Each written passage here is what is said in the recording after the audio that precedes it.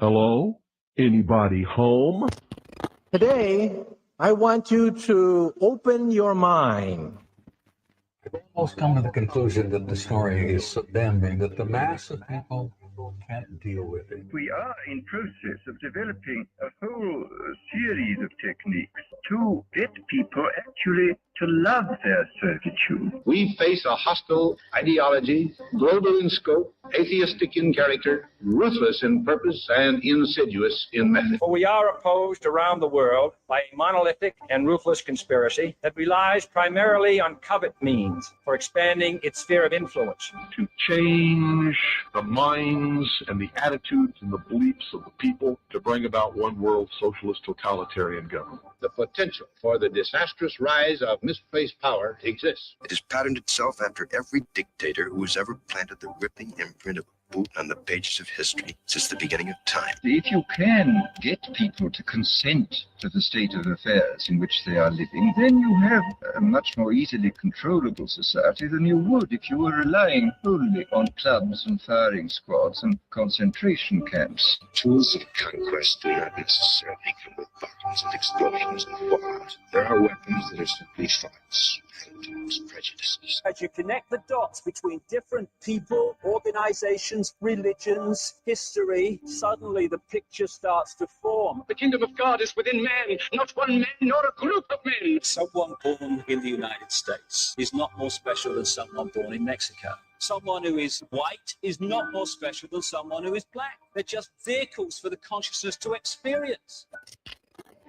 They do not want your children to be educated. They do not want you to think too much. It was learned that the aliens had been and were then manipulating masses of people through secret societies, witchcraft, magic, the occult, and religion. They reach into our children in music, television, books. Preying on children's innocence. How can I disprove lies that are stamped with an official seal? So if you have the opportunity to stand next to one of these machines, it feels like an altar to an alien god. Genetic power is the most awesome force the planet's ever seen, but you wield it like a kid that's found his dad's gun. The Army Air Forces has announced that a flying disc is now in the possession of the Army. Too many others know what's happening out there, and no government agency has jurisdiction over the truth. Any state, any entity, any ideology that fails to recognize the worth, the dignity, the rights of man, that state is obsolete. A case to be filed under M for Mankind in the Twilight Zone. It's about time some of you got acquainted with the real hard truth. It's the heart that says, I will not acquiesce. Freedom is the privilege to be right. Freedom from the disasters and our mistakes. You don't connect the dots. It's just a mass of what's all this about.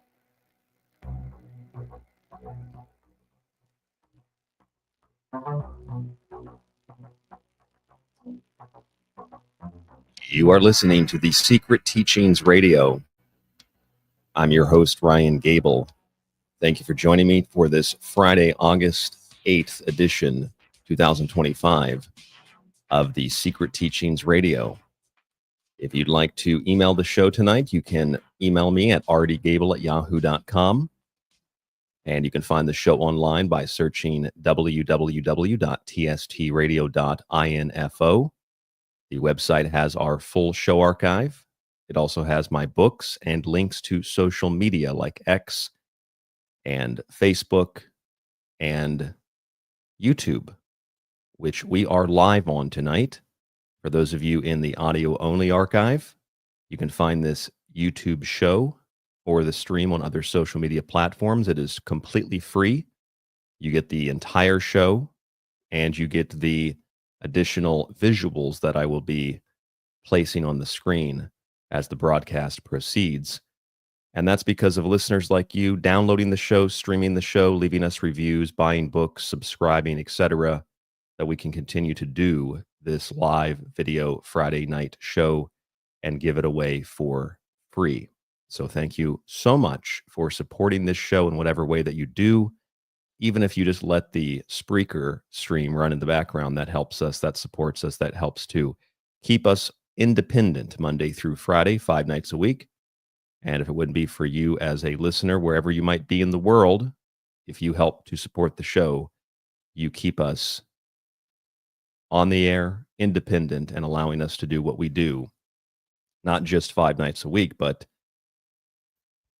you allow us to address subjects that are very controversial and not maybe not for the reasons that you would assume they're controversial. Controversial because the way that I try to address things, I don't believe that they are standard perceptions, and I'm not being guided by an ideology. I don't have all the answers.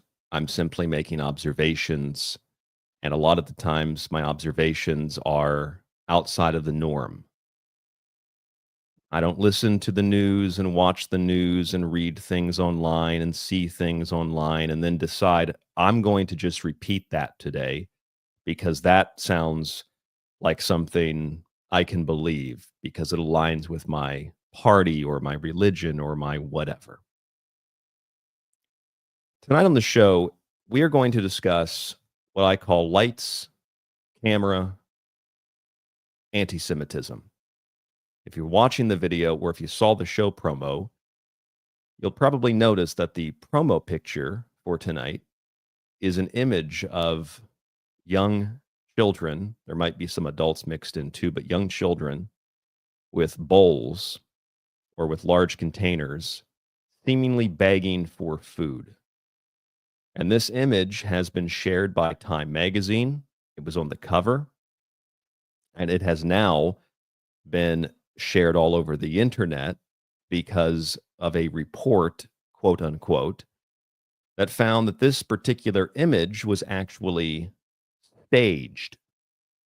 That these kids, supposed to be Gazans, Palestinians looking for food, that the image was actually staged. It's not real. Well, I mean, it's a real photograph, but it's not an actual organic image, which is interesting. I've always wondered why, when you see people that are starving like this, or you see people that are maybe in a war zone. I mean, I let me put it this way. I went to film school, and I, at one point, did want to be a war photographer. That was one of the things that I had written down in the paper. I thought war photography would be something that I could get into. I don't know why I felt that way, but I did. And in studying that briefly, you go and you do things as a photographer, not just of war, but in a war zone in general.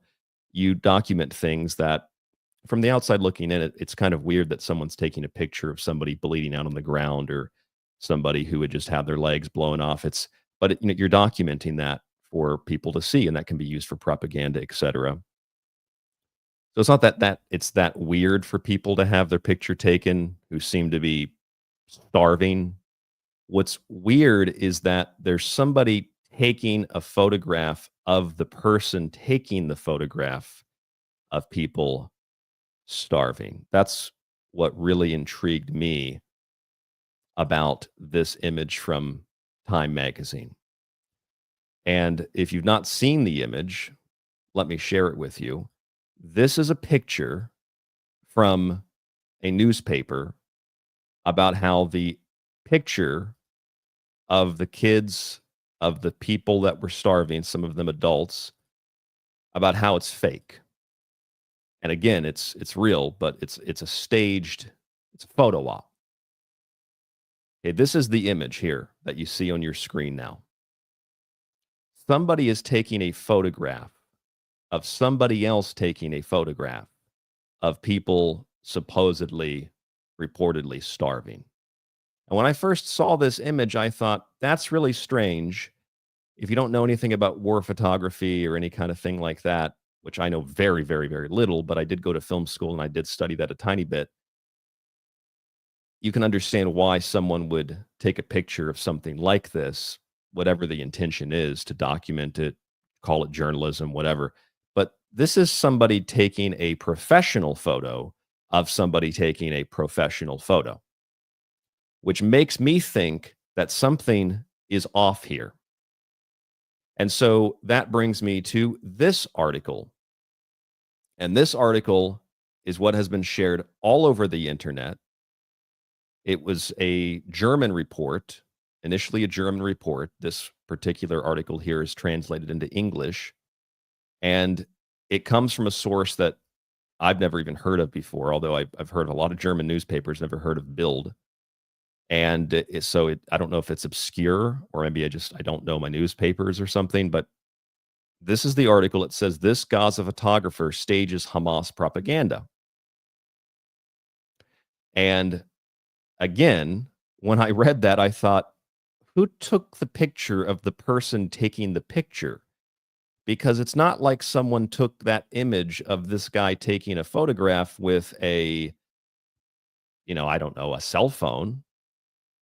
It's not like when Alexandria Ocasio-Cortez, when AOC went to the supposed detainment camps at the border and someone photographed her from the other angle that wasn't approved, and it was her staring into an empty parking lot, which, the image that proved that was not taken by a professional photographer. At least I don't think they were, or at least the image that came out wasn't a professional image. It was just like somebody had taken an image and it got leaked that she clearly was not at a detention facility at all. She was in a parking lot looking through a fence. It was staged. But who's taking a professional photograph of someone else taking a professional photograph? Listen, I went to film school. That wasn't something we were taught. When someone takes a professional photograph, you take a professional photograph of them taking the photograph. I'm looking at the chat, and one of our listeners, I'm just one nut, says, photographers photograph a photographer photographing genocide victim. Absolutely. That is the impression that I get from this. It's like a photographer taking a picture of someone. And then maybe if this show wasn't suppressed on YouTube in particular, if more people heard this show and the Mossad got wind of it, they'd probably release a photo of someone taking a picture of the person who was taking the picture of the person who was taking the picture to prove that the person who took this picture was definitely Hamas. And it just goes on and on like that. Let me look at some of the comments in the chat. I don't want to, it's hard for me to remember the chat considering that, most of the time the show is not, I don't have a chat room. So it's a little bit difficult for me to remember this sometimes. But if I go over to the chat room, Corey McDonald says, Mossad PSYOP. That was my first thought too, Corey. I see Gary, our good friend Gary, said it was staged. Pretty sure it was staged both ways. Whether it was, quote, real or not real, it was definitely staged. Let's see if we have anybody else commenting on the image itself. I'm looking in the chat room right here now, and I see,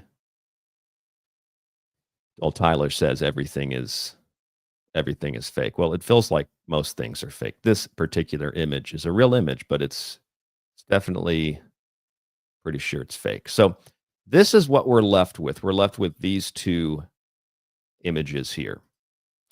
And I want to make it very clear that I don't know for sure if the image is, quote, staged.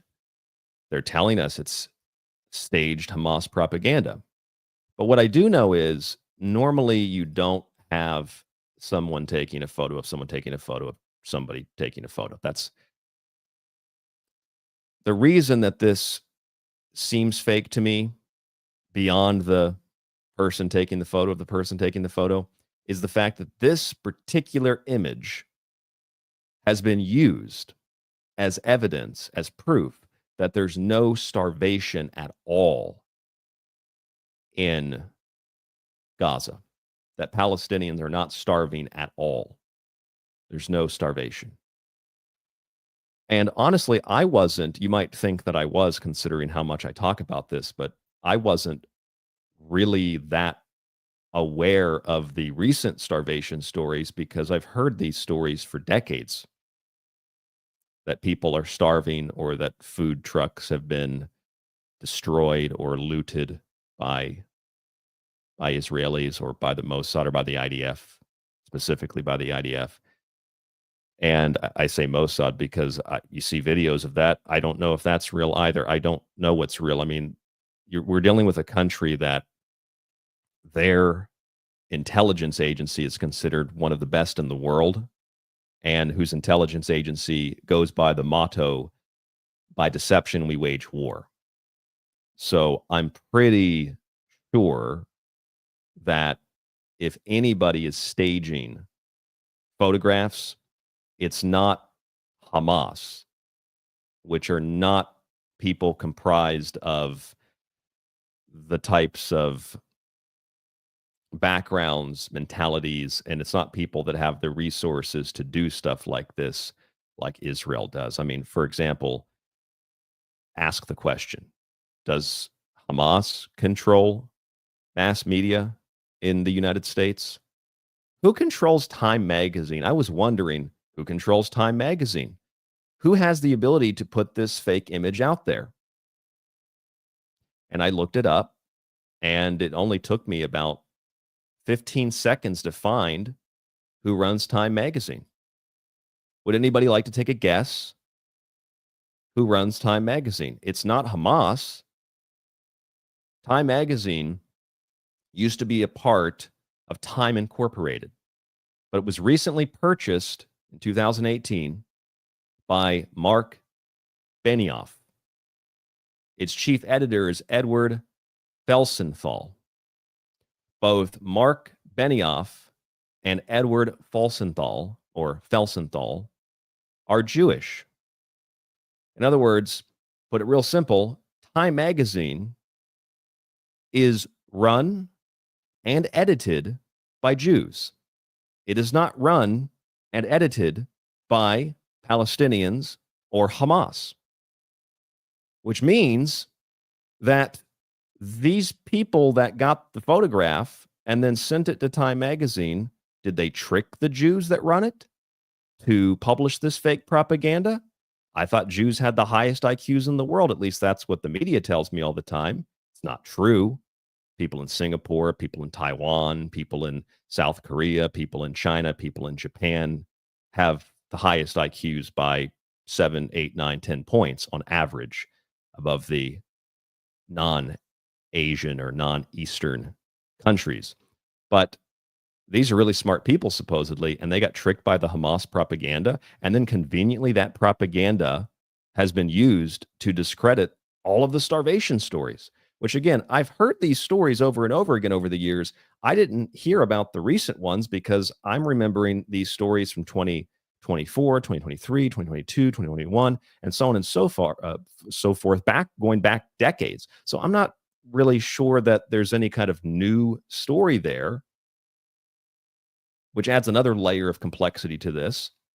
But we were told that there's starvation, but now we're sure there isn't starvation because of these images, one image in particular that has been shared on the internet from Time Magazine, which is published by Jews, not by Hamas.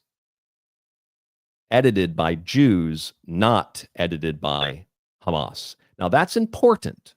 You can say, what does it matter if they're Jews? Well, it matters a lot because if we're talking about staging photographs, staging images that prove that there's starvation or there's not starvation, and we're being told that this is Hamas propaganda, if it's Hamas propaganda, why did a Jewish publication and why did a Jewish editor not catch the fact that it was Hamas propaganda? What seems like happened is Israel, the Mossad, staged this photograph. That's what happened. They staged this photograph and then they sent it to the Jews that run Time Magazine, who published it. And then after this publication came out, we got a story about how it was fake. So they tricked the chosen master race with IQs of 190, or the chosen master race staged the propaganda to discredit the starvation stories.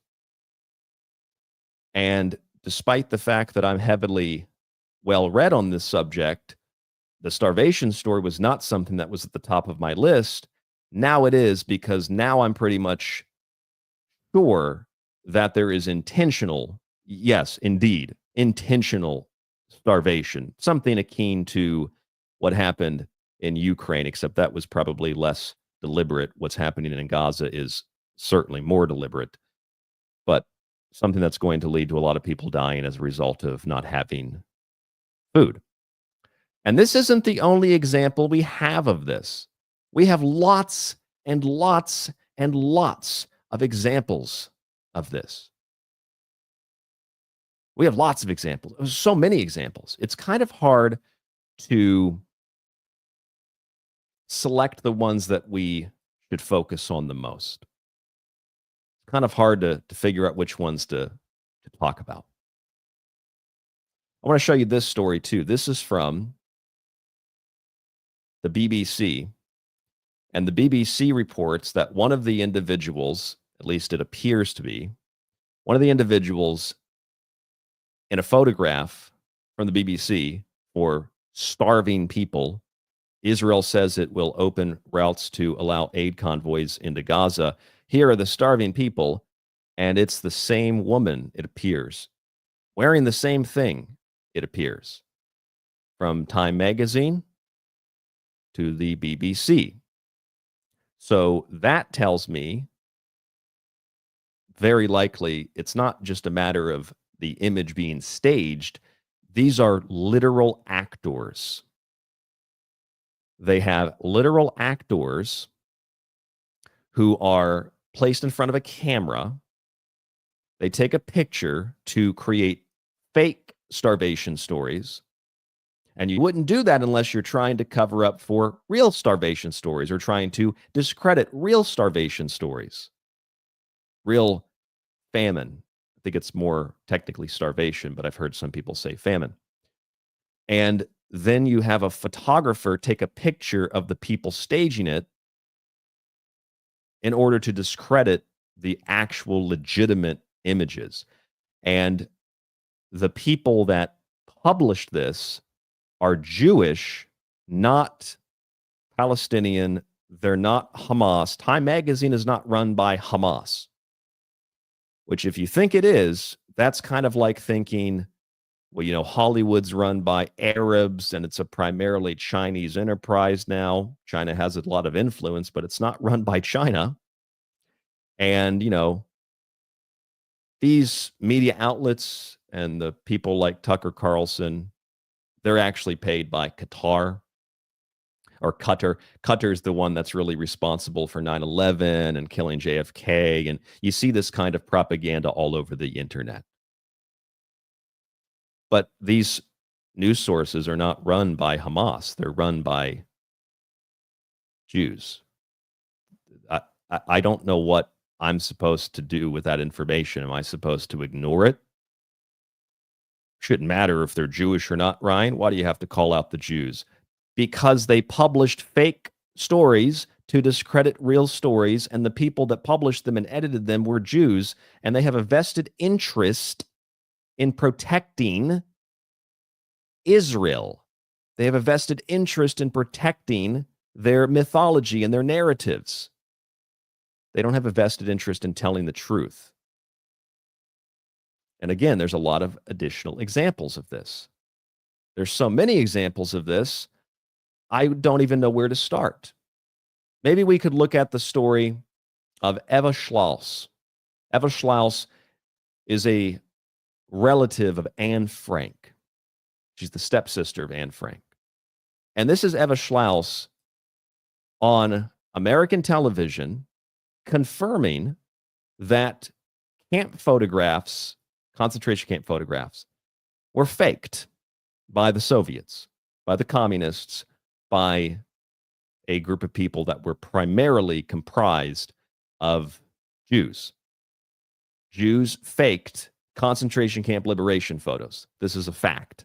It's known history. Here is Eva Schloss talking about this on mainline American television. Only Auschwitz, they liberated all the camps in Poland.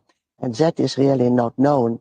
And something I wanted to point out to you, you know, there are many pictures about the Russian liberating Auschwitz, and there's never any snow. And the snow was honestly that high. And so I have some connection with the Russian embassy, and I was there once, and I said, something puzzles me. Those photos are fakes because there's no snow. And they said, well, yes, they are not fakes, but when the army came, they didn't have cameras, they didn't photograph. So only much later, when they realized we should have pictures of it, they took pictures like you see now. But this is definitely not in Auschwitz and not the liberation of Auschwitz. There were not that many people with clothes and children and no snow. Right. And there's a contradiction there because everybody was supposed to have been killed, and yet they found thousands upon thousands upon thousands of well-fed people in clothing who were at the camp. So what she is confirming there is that the photographs from Auschwitz, which was, quote, liberated around my birthday in January of 1945, and that would be wintertime. And she said there was a bunch of snow, and yet the photographs don't show snow because the Soviets staged the photographs after the fact. They staged the liberation of Auschwitz. This is a fact. There was a, quote, liberation, which doesn't mean what you think it means, but the images, the videos, all the things that you had to be subject to in school are fake. They're not real. So who has a history, just based on this alone, who has a history of staging photographs? Who has a history of staging propaganda to this level, to this degree? Everybody engages in propaganda. Everybody engages in dis and misinformation. That's the nature of intelligence. But who has the ability, who has the power, the influence to do this on such an international level? International Jewish groups, organizations, media outlets. They did this with Auschwitz. They're doing this with what is happening in Gaza as well. And who runs Time Magazine? Mark Benioff, a guy who is Jewish and who edits Time Magazine. Edward Felsenthal, also Jewish. They put this photograph together, published it in their Jewish magazine, and then have another article come out about how it's fake to discredit the legitimate stories about starvation. And that, ladies and gentlemen, is not just evil. That is raw, undiluted, pure evil on a level that is truly incomprehensible for average human beings to be able to conceive of. It's so evil that despite how logical what I'm saying actually is, and despite how rational what I'm saying actually is, the mass majority of people cannot conceive not only of the evil, they cannot conceive of the complexities of this type of propaganda, which is a staple, a foundation of the Mossad. This is what they do. This is who they are. They brag about it. Here is Mossad on 60 Minutes talking about who the Mossad really are and what they really do. They are a global production company. They write the scripts, et cetera, et cetera, et cetera. How did you convince Hezbollah to buy this? Well, obviously, they didn't know that they were buying it from Israel. Who did they buy it from, or think they were buying it from? We have an incredible array of possibilities of creating foreign companies that have no way being traced back to Israel, shell companies over shell companies who affect the supply chain to our favor. We create a pretend world. We are a global production company. We write the screenplay. We're the directors. We're the producers. We're the main actors. The world is our stage. That's not Hamas. Hamas doesn't run a propaganda intelligence operation by which they say we are a production company. Hamas did not stage the liberation of Auschwitz. Hamas does not own Time magazine. On the other hand, Jews run a global production company. Jews, you want to give them credit for something, have one of the most effective and one of the most cunning and ruthless intelligence agencies probably in the history of the world. Jews own Time magazine. And Jews have an international network of news outlets that allow them to control perception. And yes, I mean them, because Jews run the media. It's a fact. They run all the media. A recent deal actually just secured a new Jewish owner for Paramount Pictures. That would be the son of Larry Ellison. Multi-billion-dollar deal to give Larry Ellison, one of the wealthiest men in the United States, the technocrat who says most technology comes out of Herzliya, outside of Tel Aviv, not Silicon Valley. And his son now controls the Paramount media empire. And that's just one of many. We could go down a long list from the Warner Brothers to CBS, ABC, you name it, and all the subsidiaries, the Discovery Channel, the History Channel. I wonder why they pump out so much Hitler propaganda, because they're all run by Jews. They were started by Jews. There's only a very small handful that were not started by Jews. But now, at one point or another, most of them today are run by Jews. It's a fact. And on one hand, you say that in order to talk about how great and brilliant Jews are and how successful they are, and they say, you're just jealous. On the other hand, if you point that out and say, well, I don't know, what am I supposed to make of this? Hamas doesn't run Time magazine. Jews run Time magazine. People say, you're jealous, but you're also an anti-Semite and a racist, as if that's supposed to mean something. No. You're an anti-Gentile. You're historical revisionist, and you're a Holocaust denier. As a matter of fact, there's a bunch of Holocaust deniers.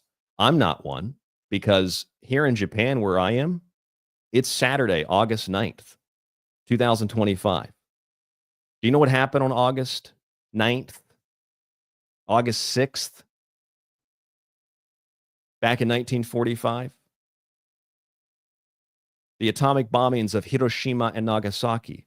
Two things that were actual, by definition, literal holocausts. Because the definition of the word Holocaust is mass slaughter or destruction by fire or nuclear war. And by their own admission in the United States Holocaust Memorial Museum website, the Holocaust of Jews began with persecution and shootings and imprisonment, and half of it was considered just people didn't like them, whatever the reason was. Which means that by no definition, no matter how many people died who were Jews, it was not a Holocaust. You could call it genocide, perhaps, but it was not a Holocaust. What happened here in Japan back in 1945 was a Holocaust. What happened in Dresden was a Holocaust. And as a matter of fact, what happened in Dresden is a really interesting story, because not only did about 250,000 people die, but even if you accept the revisionist narrative that they only killed about 30 to 40,000, the Royal Air Force did that in a single night. It took Hitler 8 months to kill 40,000 through Blitzkrieg. And yet you only know about Blitzkrieg. You don't know about Dresden or the fire bombings of Tokyo or Hiroshima or Nagasaki, beyond what a lot of, I'm not sure what to call them, but a lot of people might say. I was talking to this individual online a few months ago, and they said, well, Hiroshima is what Japan got for starting the war. And I thought, Japan didn't start the war. What are you talking about? Probably a bot or a sock puppet. But some people believe that, like, well, that's what you get. What do you mean that's what you get? The war was over. And they didn't even start the war. What are these people talking about? That was a real Holocaust. What happened in Hiroshima, what happened in Nagasaki. And when we don't talk about this, or last year, when the U.S. decided not to show up to Japan, remember that? U.S. doesn't show up in Japan because, well, the Japanese didn't want there to be these Israeli-Palestinian kind of protests. And so they just said, Israel isn't invited. And the United States said, well, if you're not going to invite them, I'm not coming either. Remember that story? That sick, disgusting story? Western ambassadors pulled out of the Nagasaki Memorial because Israel wasn't invited. I'm not going to talk to you anymore. You didn't invite my best friend who's Jewish. These people are fucking disgusting and fucking sick, and I mean that literally. They are disgusting people by definition. They are sick people by definition. And by them or these people, I don't mean Jews. I mean people that grovel to Jews. It is revulsion. It's a revulsion that you have when you notice this. It's pure disgust.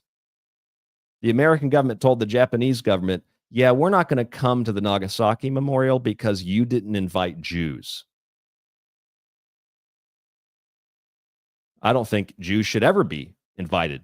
Frankly, I don't think Israel should ever be invited because they're the ones that started World War II in the first place. Jews are responsible for the bombings of Hiroshima and Nagasaki. And not just because they, quote, started the war, but because, and I have proof of that. Everybody has proof of that if you have access to the internet. International Jewry declared war on Germany. Germany didn't declare war on the world. It wasn't about the invasion of Poland. It was about economics. There were protests and pogroms against Germans way before anything happened to Jews. And so, without getting too off topic, the point is, these images are faked. These images are staged. These images are not real, whether it's Auschwitz or it's starving people in Gaza. Plus, we know that media in general manufactures things like this. I mean, back in the 90s, CNN wasn't really in the Middle East. They were in a studio in Atlanta. Anderson Cooper and members of the media aren't actually in a hurricane. They're in a pool of water that they filled up in a ditch with a fan that blows to make it appear as if the wind's blowing. That's not always the case, but there are plenty of examples of that. It's fake. It's staged. And this is what media does. It doesn't have to be Jewish media. It's just media in general. I would say 9 out of 10 influencers, talking heads, people that just become popular overnight, it's all fake. It's all staged. It's not real. Joe Ryder in the chat says these people have no shame. You're right, Joe. They have no shame. They have no humanity. They're disgusting. Because not only are you lying about children starving, not only are you responsible for this, but you're also responsible for creating, and this is the thing that really gets me, atrocity propaganda, and then blaming the atrocity propaganda on the people that you're starving. They did that also with the story about 40 babies. Remember the 40 babies that were supposedly beheaded? They were beheaded. They were murdered. And it turns out the babies weren't actually murdered. How could you say that? How could you deny the fact that they murdered babies? Well, because there was no evidence of it. That's why. Could you show me some evidence of it? Oh, we can't show you that the babies are you just have to believe us. There's no evidence of it. To this day, there's no evidence of it. They said Hamas decapitated babies. They beheaded 40 babies. Mainstream news even acknowledges that there's zero confirmation of this. Do you recall the stories about Snake Island? Do you remember the stories about the ghost of Kiev? Do you remember the stories about the Russians attacking Poland to invoke that Hitler mythology? I mean, yes, Hitler did invade Poland, but it had to do with the Treaty of Versailles. It didn't have to do with Hitler just hated the Polish or something, or whatever lie they tell you in school. There's a long history behind it. Well, that propaganda was also staged by the same exact people, because whether you knew this or not, it's a really important little detail that you need to remember or you need to learn, and that is that Zelensky is Jewish. In fact, not only is Zelensky Jewish, but it's a question of how Jewish is he, says the Jewish Chronicle.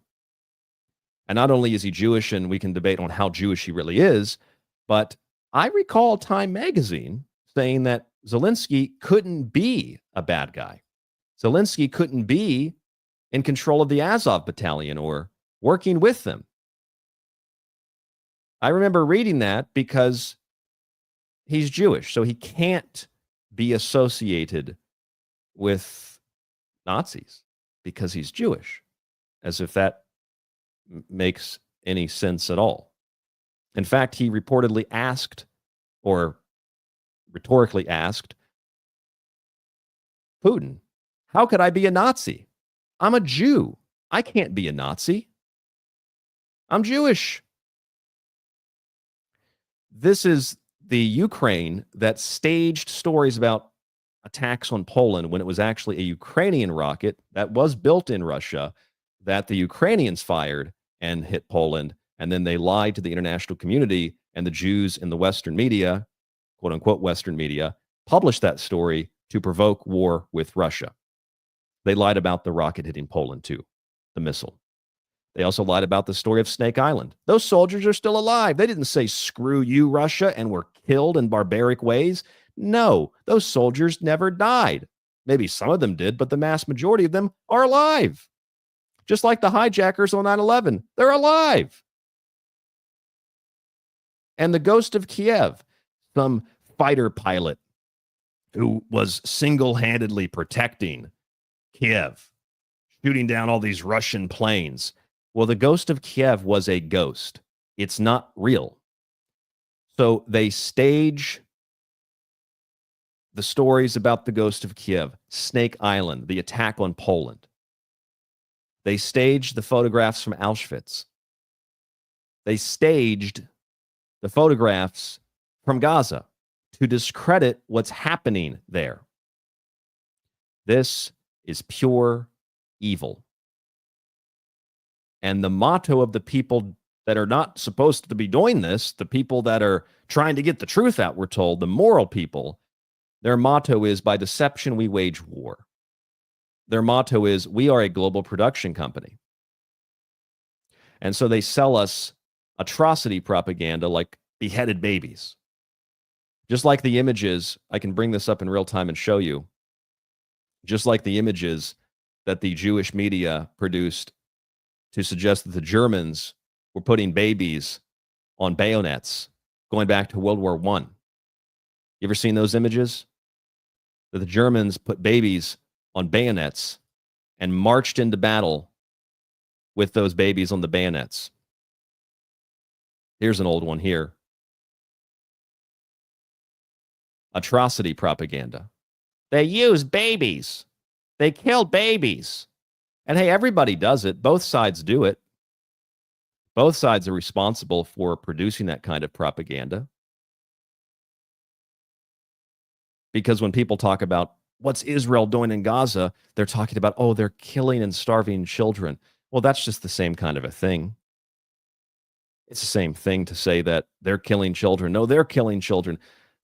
how about it doesn't necessarily have to do with children per se, although there's an element of that that's not atrocity propaganda, and that's when you have high-ranking members of the Israeli government being caught on camera or just saying it to the public, or Netanyahu said it, published it on X, that these are the children of darkness and we're the children of light, and it's our responsibility to kill all of the children because they're going to grow up to be terrorists and hate Jews.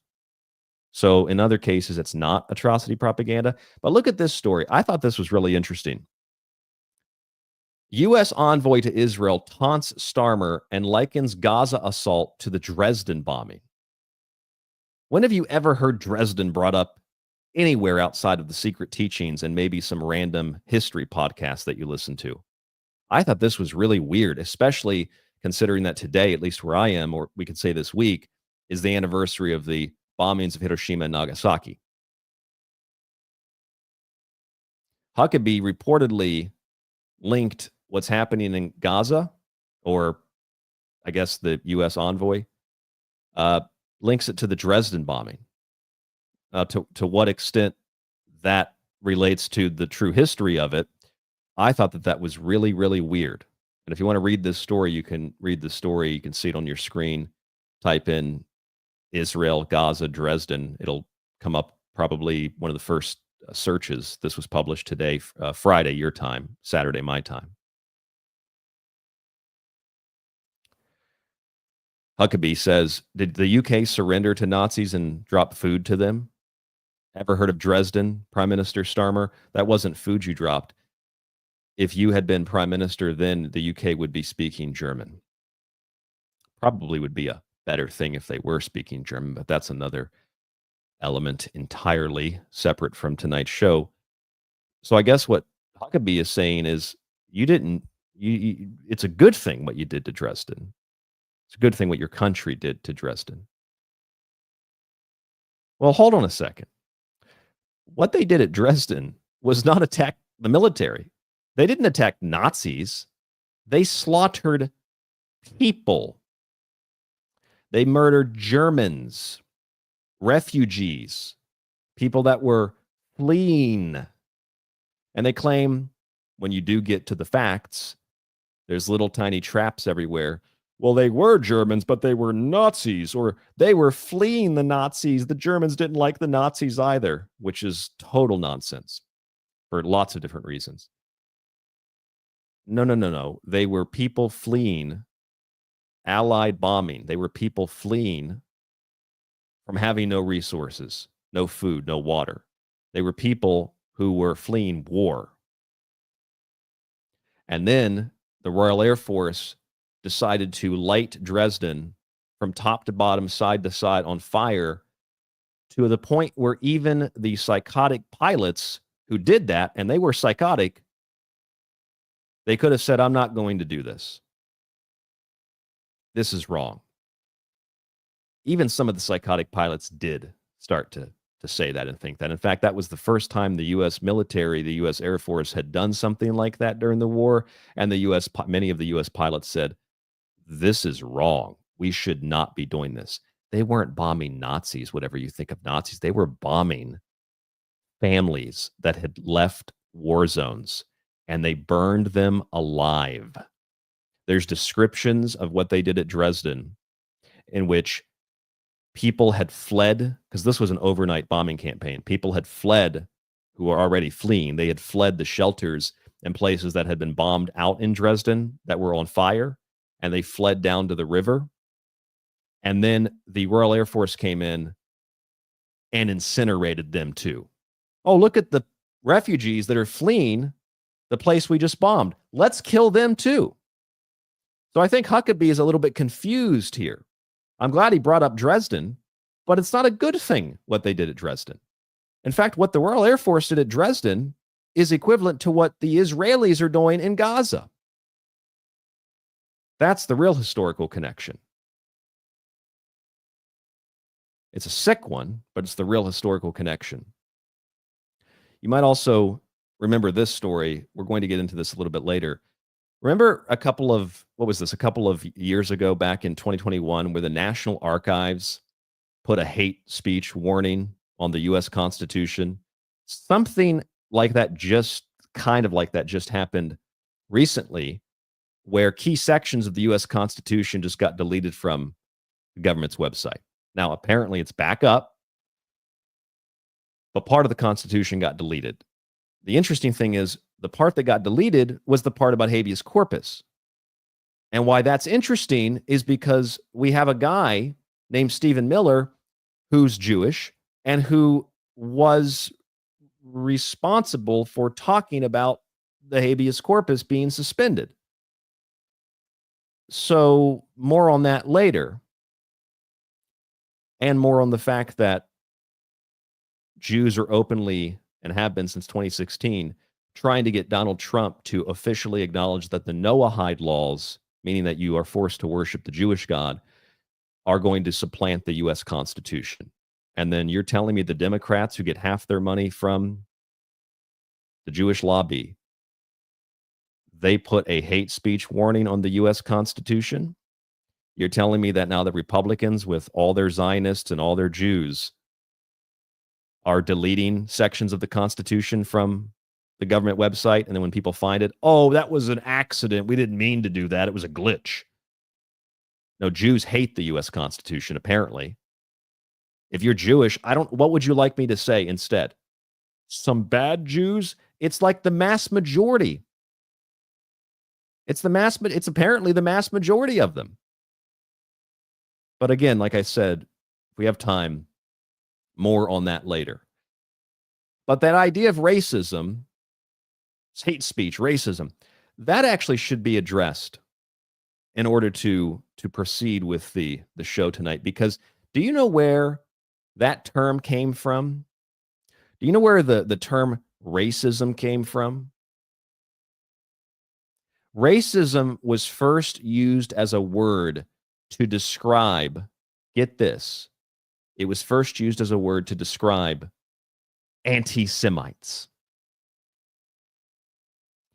It was used in French by a writer named Gaston Marie, who used the word racisme. I don't speak French. racisme. The word was used in 1897 during the Dreyfus Affair to describe what was then being called anti-Semitism. It was later coined by Ruth Benedict, an anthropologist, in her 1940 book, Race, Science, and Politics, which was a critique of racial superiority complexes. Of course, it had to do with Hitler. And that's where racism comes from. Racism is a word that was invented to protect Jews. That's a historical fact. Check it if you don't believe me.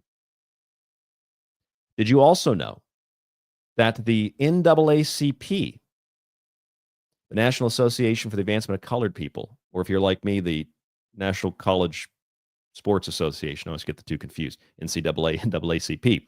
Did you know that the NAACP was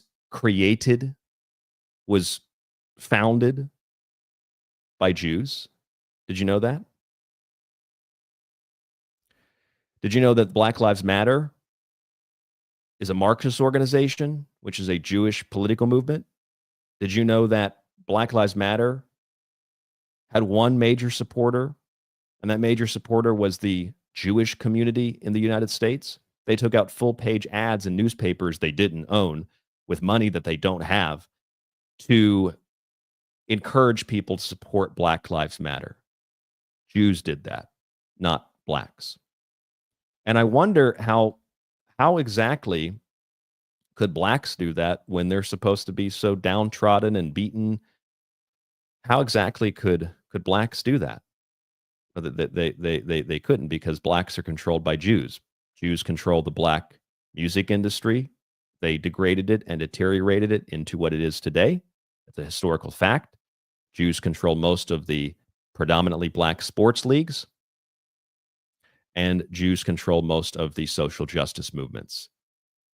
The word racism was invented to protect Jews, and the word homophobia, by the way, was also invented by a Jew in order to protect gay Jews, because there's so many of them, apparently. And that's not an opinion. Okay, that is a fact. The individual who's responsible for that is named George Weinberg. Invented the term homophobia. So, social justice is a Jewish thing. It's all apparently Jewish. The obscenity laws in the U.S. were changed by Jews. We have gay marriage because of Jews. That's also a fact. Did you know that? The woman considered the mother of LGBTQ pride is also Jewish. She's also responsible for organizing the first gay pride week. So all those gay pride things they have, that's Jewish. You know who organized the transgender student educational resource group? You probably heard about that in the news. That was Ellie Ehrlich, also Jewish. We could go down a long list of the people involved in this.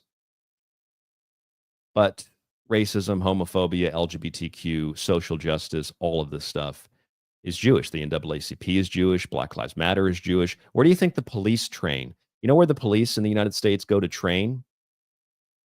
They go to Israel, or more often, Israel comes to the U.S. to teach police how to be more aggressive and how to be more violent, because they have the IDF train the police. This is in Atlanta, Georgia. This is in Virginia.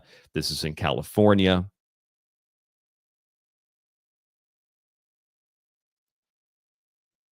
And then they stage the protests. They stage the riots. They stage the racism. Just like they staged the photograph in Gaza. Not to mention Rachel Levine, that monster under Biden. Well, they were also Jewish. And the list really just goes on and on and on and on and on and on and on. Not to mention the fact that, like, all the protests, all the anti-American protests, you know who organized all those anti-American protests? Jews did. It's not a debatable thing. It's not something that we can sit here and discuss and maybe come to a different conclusion. No, it's a fact. All those anti-Trump, anti-American protests, they were organized by America's greatest ally. Are you starting to see the picture now? Are you starting to understand who these people are? They're behind Indivisible. They're behind Black Lives Matter. They're behind the NAACP. They're behind LGBTQ. Do you know who the founders of feminism were? The original founders of feminism? There were four major founders: Betty Friedman, Shulamith Firestone, Robin Morgan, and Gloria Steinem, among others. These are the main authors. And they are also Jewish. And the best part is, to take us back to Gaza, Robin Morgan, who authored the book Sisterhood is Powerful, did you know that she was an actress? Did you know that Shulamith Firestone, who authored The Dialectic of Sex, The Case for Feminist Revolution in 1970, was a theatrical producer and performer? So at least two of the original feminists that started the feminist movement were literally actors. I keep wanting to do that SpongeBob thing. They're making a Mermaid and Barnacle Boy movie and they're using actors. They're literally actors and actresses. They're literally producers. They're literally fake. It's not real. Just like the image from Time magazine. It's not organic. It's real, but it's not organic. That image from Time magazine that you keep seeing is proof that there's no starvation, or rather as proof that there was starvation, has been disproven because a Hamas photographer, I didn't know they had their own film crews, took a picture. But don't worry, there was a Jew there to take a picture of the person taking a picture to let you know that this was fake, to let you know that there was no starvation. Patriot Girl in the chat says, oy vey. You're right, Patriot Girl. Oy vey. It's really a Shonda. It's really a tragedy. It's really disgusting. And it takes quite a bit of research to understand the context of what is happening. So let us go back to Eva Schlaus. She said that the photographs, the videos from Auschwitz were fake. Remember that? I played the clip for you. You might have heard that clip before, though, if you're just joining us. Eva Schlaus, the stepsister of Anne Frank, whose journal, by the way, was also partly fabricated, if not completely fabricated. Fake, fake, fake, fake, fake, fake, fake. It's like, you ever see that episode of Seinfeld where Elaine and Jerry are talking about orgasms, and Jerry's like, "You faked with me?" She's like, "Oh, yeah." So it was all fake. She's like, fake, fake, fake, fake, fake, fake, fake, fake, fake, faked it, faked it, faked it, faked it. That's who these people are. Fake, fake, fake, fake, fake, fake, fake. It's not just the Jews that do it. Everybody does it. The Japanese produced propaganda and lied to their people during World War II. The Germans did that. The Russians did that, or rather the Soviet communists did that. The British did that. The Americans did that. Everybody does that. The Mexican government lies to their people. Everybody does it. Some people are just better at it than others. Some people are just really, really good at it. I want to show you a picture that you might have seen before. Maybe you haven't. This is a picture. I'm actually going to show you. Let me show you a few of these pictures, as a matter of fact. There's another image that's going around the internet about starvation. A lot of starvation. And that starvation image is of a Jew starving. They go and post this all over the internet simultaneously with the Time Magazine article being exposed. Time Magazine's fake, even though it's run by a Jew named Mark Benioff, and its editor-in-chief is Edward Felsenthal. So it's Hamas doesn't run it. But they've shared this image of Evitar David, who's starving in a tunnel. And there's no context to it at all. There's no context to whether or not it's real. There's no context to whether or not he's in a studio. There's no context to whether or not the person who has him digging his own grave, they tell us, is Jewish. There's no context to tell us whether or not it's AI. There's no context, perhaps most importantly, there's no context to the image to tell us so that we can determine whether or not why the life of this individual is more important than the lives of any other individual.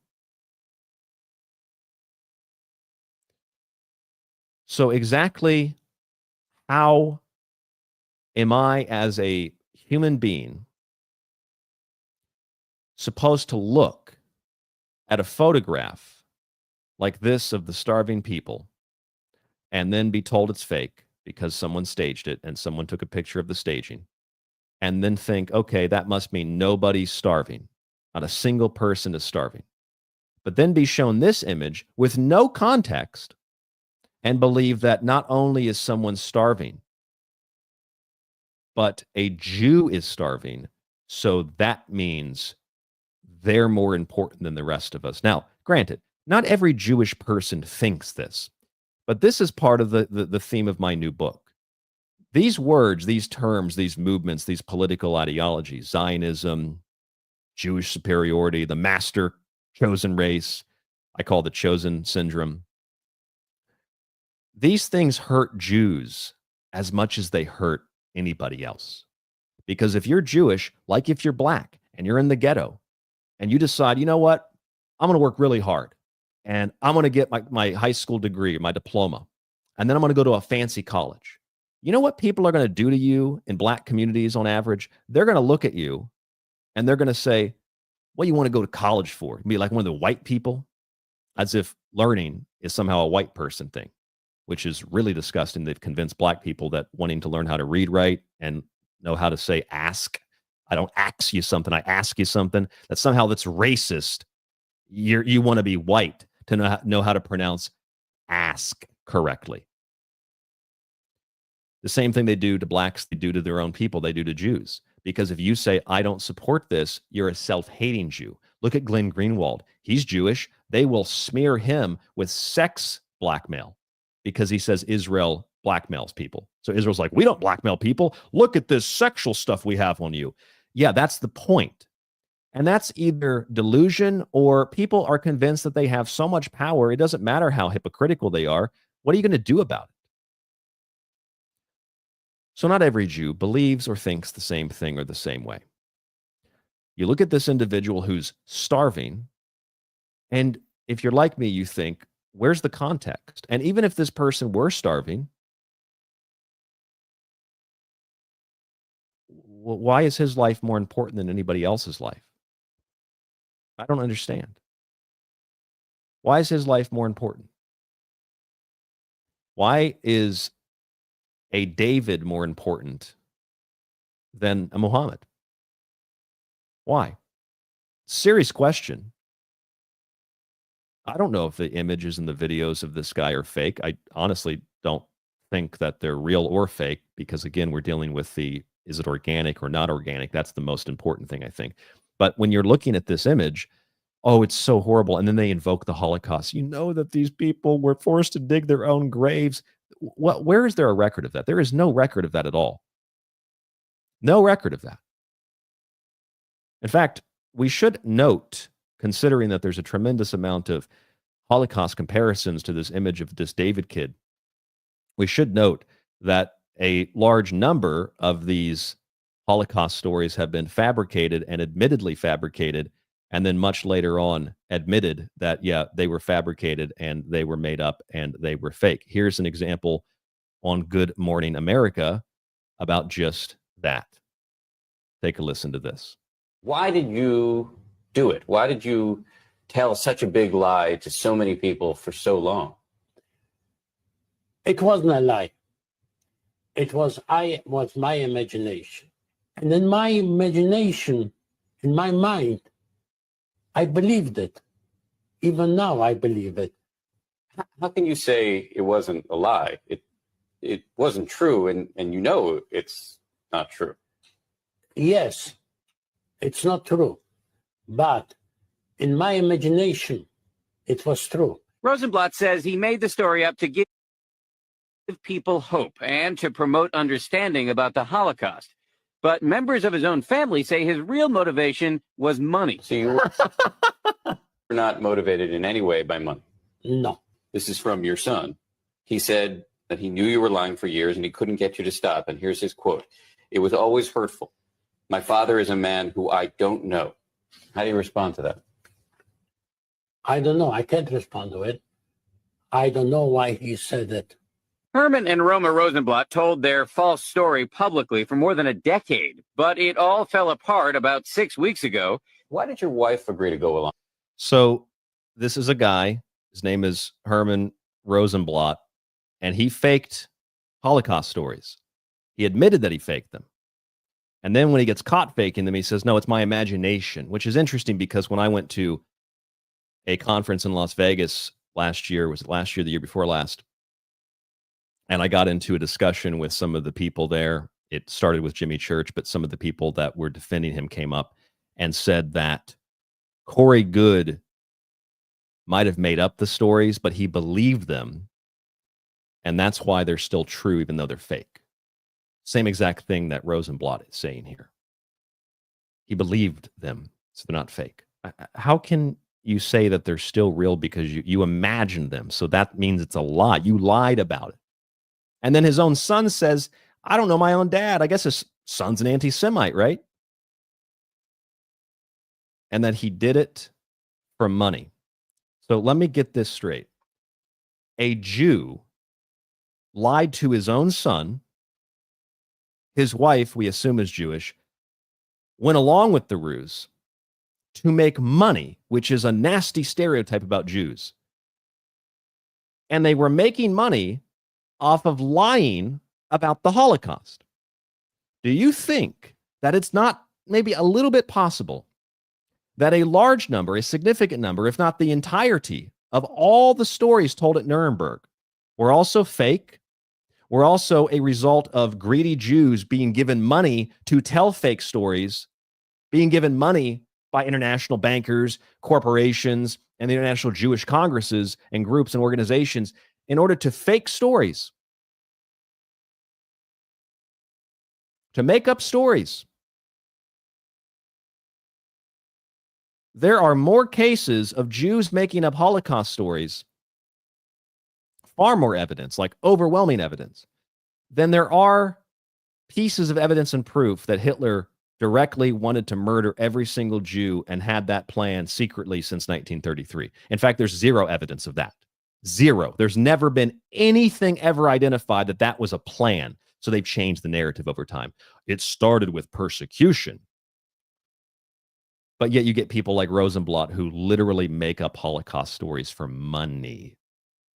These people are disgusting. These people are vile. These people are gross. People like Eva Schlaus, don't know much else about her, but she's not lying and disgusting and gross. She's saying, yeah, I was there and they did horrible things, but you know, those pictures were fake. Those weren't real pictures. I don't find her vile. I find Rosenblatt vile. His son even finds him vile. I don't know why my son would say this, but I guess his son's an anti-Semite. There's a whole bunch of that going around. I guess the anti-Semitism is even in Jewish families. Wow. So that brings me back to this picture of this guy, Aviatar David. Here's the question again. The people that run the Mossad, who say that their organization is about production, writing scripts, playing them out in real life. They're the producers, they're the directors, they're the actors, etc., the main actors, etc. A government that lies about atrocity propaganda and creates their own atrocity propaganda, saying that their enemies are creating it. It's not true.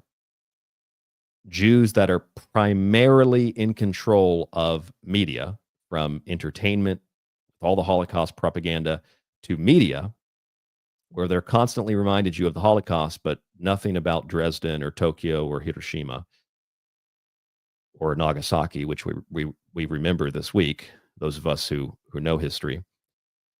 People that make a living off of Hollywood movies, people that make a living off of lying on the internet, people that make a living off of making up stories to make money, people that make a living off of fiction are telling me to believe this story of this David guy. And even if it were true, I want to know why his life is more important than my life. I want to know why his life is more important than your life. Why is his life more important than a German or a Korean or a Mexican or a black guy or a black gal? Why is this guy's life more important than anybody else's life? When I look at him, he doesn't look like he's any more special than the rest of us. It looks like if he doesn't have food, he starts to wither away. That happens to all of us. It looks like if you cut him, he would bleed. It looks like he's just a human. That's it. That's it. Looks like a human. Why is his life more important than the rest of ours? Now, you might say, who said his life was more important? Well, the people that are staging photographs about starvation to discredit genuine starvation evidence then want us to believe that this is the real proof of starvation and it's actually Hamas starving somebody. Again, Hamas has the ability to get this image and these videos out to the world because Hamas controls CBS, NBC, CNN, Fox News, Facebook, Instagram, etc. Israel doesn't control any of that. That Hamas controls all of that. Because, you know, as you know, Mark Benioff at Time Magazine, Mark Benioff, he's actually a billionaire Hamas supporter. He's not Jewish. And the editor-in-chief, Edward Felsenthal of Time Magazine, he's also a billionaire Hamas guy. He's not Jewish media. It's the same reason why you're just now, in the last year, seeing some of the Hitler speeches translated because they never wanted you to know what Hitler actually said. This is why you're just now seeing that many things from history, partially based on AI, are being revealed because the people that wrote the books and run the media never wanted you to see that stuff. It's why they would always mistranslate intentionally the videos of Osama bin Laden, where bin Laden is sitting there and he's saying, I love my family. America needs to learn that the reason people don't like them is because of the way they behave. It's because of what they've done to our countries. That's the reason that we feel the way that we do. But since he's speaking in Arabic, people say that's a disgusting language. It's a disgusting language of perverts and pedophiles and horrible terrorists, because that's what they convince you the Arab world is. We can't trust them, right? Just like German. German sounds really angry, doesn't it? Die Juden sounds angry. And then you listen, translate it, and you're like, oh, that actually doesn't sound that angry. Oh, he wasn't even talking about terrorism. He was talking about how much he loves his family or something. We're just now seeing Hitler speeches translated and Osama bin Laden speeches translated, although we've had a lot of that for a while now. I actually read one of his final statements on air years ago and was accused of being a terrorist. It's like, I'm reading what the guy wrote because I want to know what he wrote. And then you see these images all over social media where you've got, quote,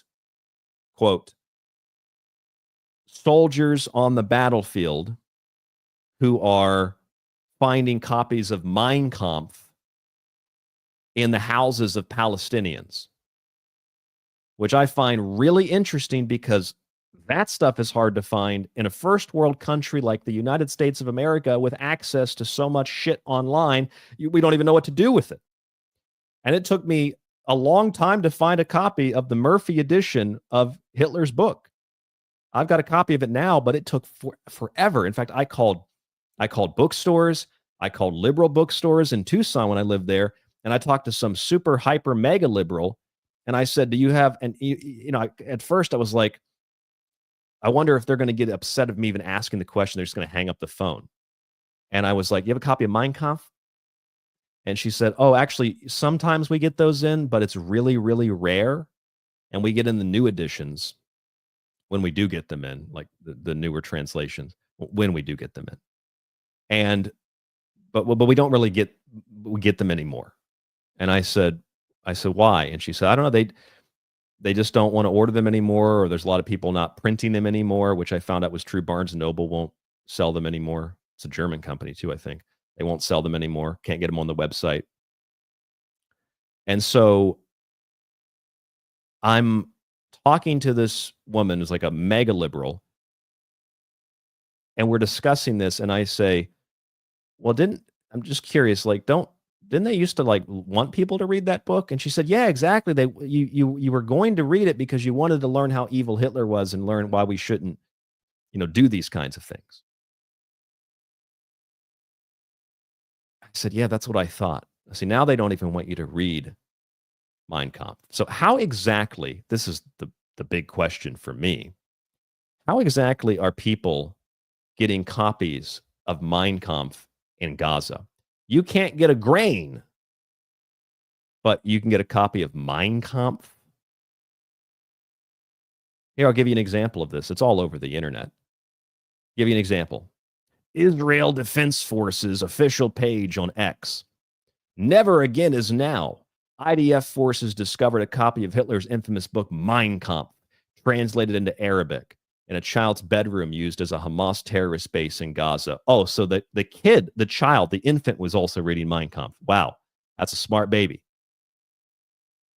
The book was discovered among the personal belongings of one of the terrorists, featuring annotations and highlights. Not only did they read it, they highlighted it. They put comments in the book. Now, you don't speak Arabic, do you? Do you speak or read Arabic? It's interesting because if you spoke or read Arabic, You could probably read this and it might say like, I don't know what it says. I'm just kind of joking around, but like you could, based on what they did with the Osama bin Laden videos, you could read this and it would say something like, Hitler was evil. I hate Hitler. But then they're going to tell you it says, well, imply that it says something about how much they love Hitler because they read his book. Oh my God. And this is what they're discovering in a child's bedroom because, you know, terrorists, they like to keep copies of Mein Kampf in the bedroom of children. Don't you think that's a little bit weird? Don't you think that's a little bit strange? They cannot help themselves from utilizing the propaganda. I should go back to the chat here. I'm just one nut says 225 IQ toddler. Yep. I guess they're Jewish because Jews have 200 IQs, right? Not true. Jews on average have IQs that are about 98, roughly 97, 98. The Iranians have IQs that are roughly 8 points higher than the average Jewish IQ. Chinese and Japanese, Taiwanese, and there's also another separate part of China. I can't remember the name of it. Also, South Korea. Those are a handful of the countries have the highest IQs in the world by far. So Jews don't have the highest IQs. If they do, I don't know how at the Time magazine, I don't know how they let the Hamas propaganda get published on the front page on the cover. Very convenient. Yes, very convenient, says Bill in the chat. Very convenient that they find a copy of Mein Kampf. It's also annotated. Holy shit.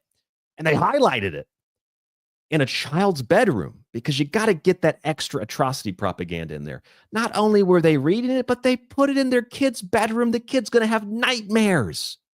Nightmares. They hid it in the kid's bedroom.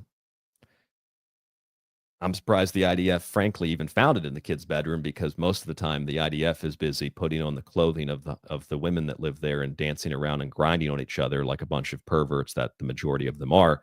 We also must say this, that look at if you can't see this in the news, but if you look really hard, you can once in a while find a story about how a bunch of Jews get arrested because they won't join the IDF. And those are good people. Those are good Jews. The people that get arrested or the people that are like, they're in the IDF and they say, you know what? I think there was a US media report about this 20 years ago. I remember the story. It was something like, these IDF soldiers, they're saying, hell no, we won't go to the Gaza Strip, that is.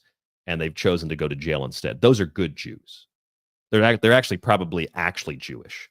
And then the people that are going are probably not Jewish.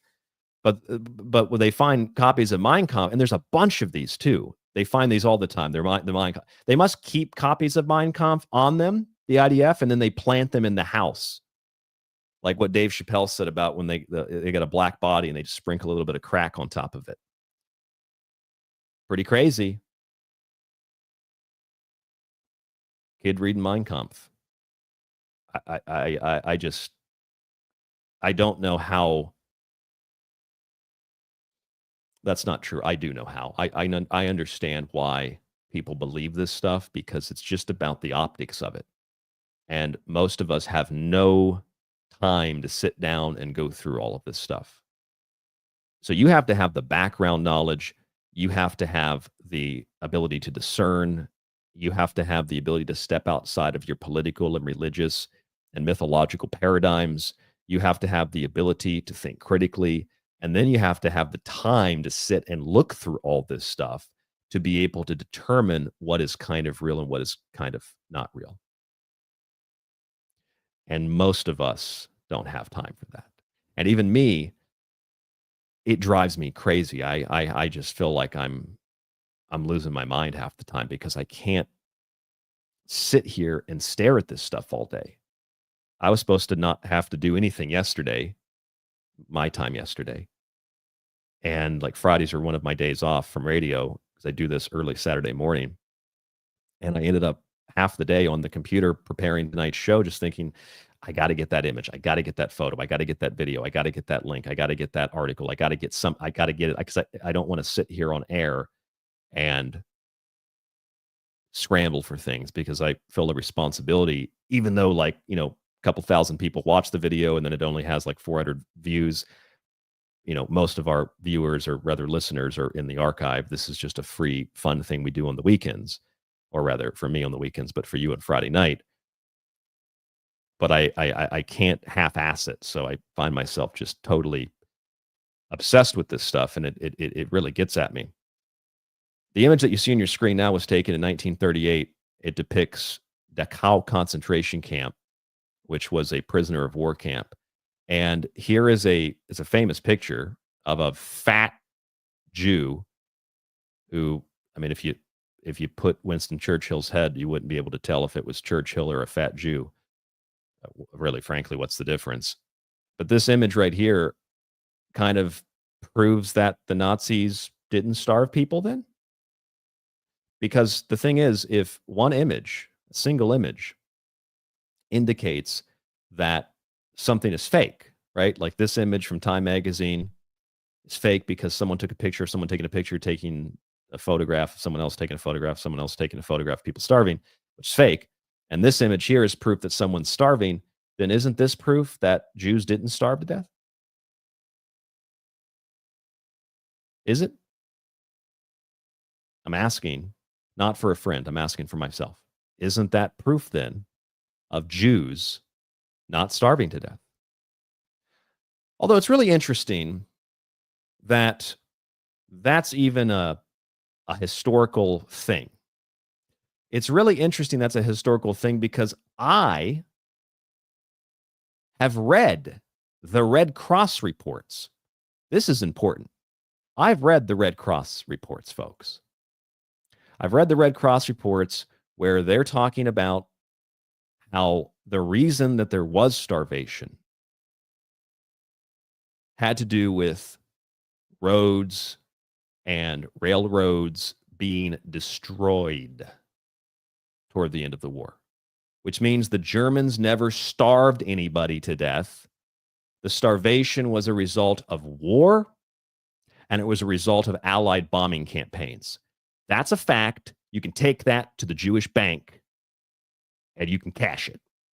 That's a fact. It's worth a lot of shekels. That's a fact. And I have the Red Cross reports. I've actually stuck them. I pulled up my book for easy reference. I've stuck the reports and some of the pages. They're big reports. They're like 1,600 pages, the three main reports. Report of the International Committee of the Red Cross on its activities during the Second World War.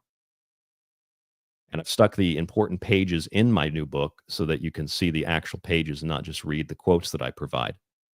But here are the quotes from those pages. And they talk about food. They talk about why there was not so much food. They also talk about what was supplied to prisoners at those infamous camps. This is the Red Cross. Okay? This is the Red Cross. Let me read you one of these. Volume 1, page 646. While it is true that the law of May 15, 1942 had brought about the internment of several thousand Jews, these people were held in camps where the conditions of food and lodging were tolerable, and where internees were allowed to do paid work on terms almost equal to those of the free labor market. In 1944, the Jewish community had managed to secure an almost complete suspension of forced immigration towards the territories under German control. So, doesn't sound like they were death camps. Here's another one. This is from page 594 of volume 1 of the Red Cross report. Not only the washing places, but installations for baths, showers, and laundry were inspected by the delegates. They had often to take action to have the fixtures made less primitive and to get them repaired or enlarged. They supplied quantities of toilet articles, linen, soap, shaving, soap razors, blades, toothbrushes, tooth powder, etc. Huh. Sounds to me like they had toothpaste at some of these camps. Well, that's interesting. Sounds to me like there weren't fake showers. Sounds to me like they were real showers. And the Red Cross confirms that. This might sound crazy because you weren't taught about this in school. I guess we don't trust the Red Cross, though, right? Here's volume 3, pages 82 through 83.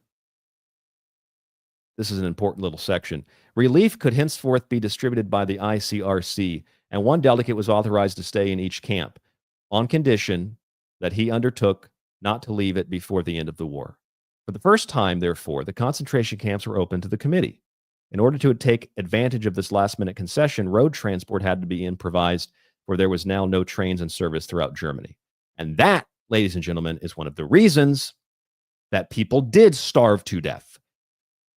Because the Allies bombed the supply lines, the roads, and the railroads. Now, I'm not saying that's a bad thing because this is war, and I'm neutral in regard to the war.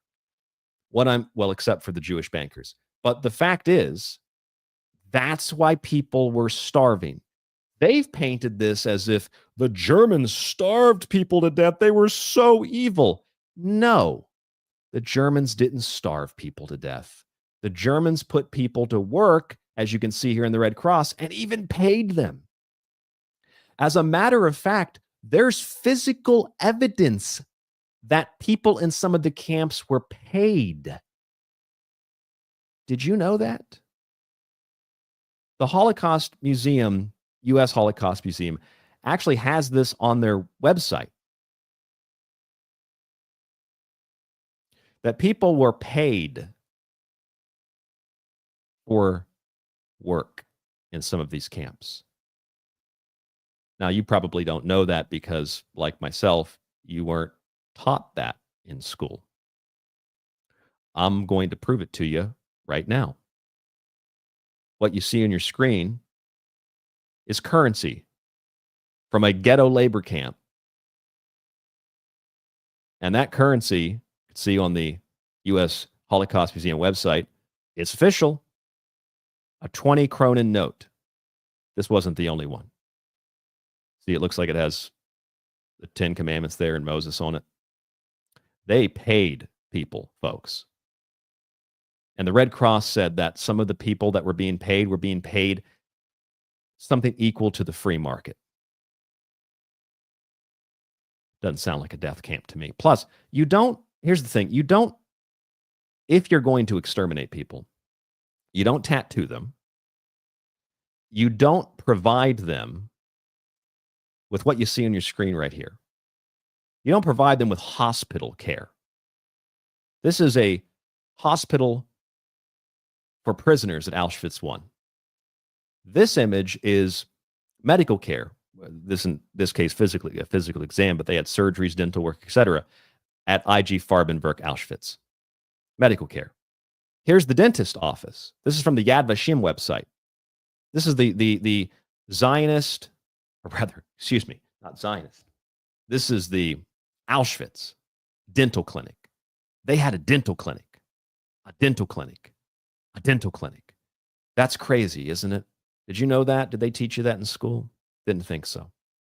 Here are some lovely German women with some SS officers, and they are nurses at Auschwitz. And this was in 1944. If you were orchestrating a mass murder campaign against Jews, why would you be providing them with dental care? Why would you be providing them with medical care? Why would you have a hospital for them? Why would you have German nurses brought into Auschwitz to look after people you were mass murdering? Here's a picture. This is, I believe, the cow, same where that big fat Jew was we showed you a little bit ago. These are Jewish women. We can assume all of them Jewish. But these are Jewish women with babies. And they said they had to hide the babies. I don't understand how you could hide. Do you know how loud a baby is? That's what gives you so much anxiety if you watch that movie Quiet Place, because in the second one or the first one, they're having a kid. The woman's pregnant, and they've got this baby, and like you can't make any noise, so they have like a special container for the baby with like oxygen so it can breathe and make noise, and the monsters won't come get it. That's what gives you so much anxiety in the movie, and that's what is supposed to be produced by telling you Jews actually had kids in the camps and they gave birth to children, and oh my God, they had to keep the babies quiet. They put them under their mattresses so the babies wouldn't make noise. Total lie. Not only did women have children in these camps, they had nurseries in the camps. Auschwitz had a nursery, ladies and gentlemen. A nursery. And this was in 1941. Oh, I guess they decided to kill them after the fact. Why would you install a nursery? They had several nurseries, actually. This is one of them. They also had sports and theater and orchestras. And this is an image here in 1944 of Karl Friedrich Hooker, who is the SS lieutenant who assisted Richard Bauer, who was the guy that commanded Auschwitz.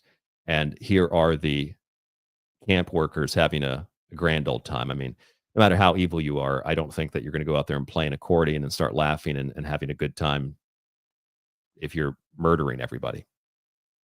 But that's what they want you to think. I guess it's like the Germans are so evil. They murdered a bunch of Jews and then took a break to go play the accordion outside. It's nonsense. It's a lie. It's a total lie. It's total nonsense. And here is, as I think I've shown you this before as well, the lead prosecutor at Nuremberg war crimes tribunals. You know how he extracted confessions? He threatened people. You know how I got eyewitness statements, he says? I'd go to a village where I'd say an American pilot had parachuted, had been beaten to death, and line everybody up against the wall. Then I'd say anyone who lies will be shot on the spot. It never occurred to me that statements taken under duress would be invalid. Okay, so now we're getting somewhere. Now we're getting somewhere. And where we're getting is that people made up Holocaust stories, fabricated Holocaust stories, like Herman Rosenblatt. He made it up. It's fake. And he did it for money, which is, I think, hilarious. He did it for money. Jews aren't greedy. They suffered. Here's a Jew making up a fake suffering story to make money. It's crazy. That story is fake. As Eva Schlaus confirmed, the Auschwitz photos were also fake of liberation because the Soviets didn't bring cameras. They staged it later. We know that photographs like this of this guy at Dachau, it's not even an offensive thing. It's just like a big fat Jew in a prison outfit, should be proof that they didn't starve anybody. Then we read the Red Cross, and where there was a lack of food, it was because of bombs. That's why. Bombs. Because bombs fell on the trains, bombs fell on the roads, bombs fell, and there was very little operation of any kind of transport, which is another reason why the Germans had to march everybody when they evacuated some of these camps. They marched people through the countryside because there was no trains, there was no availability of transport. And that's where some people died too.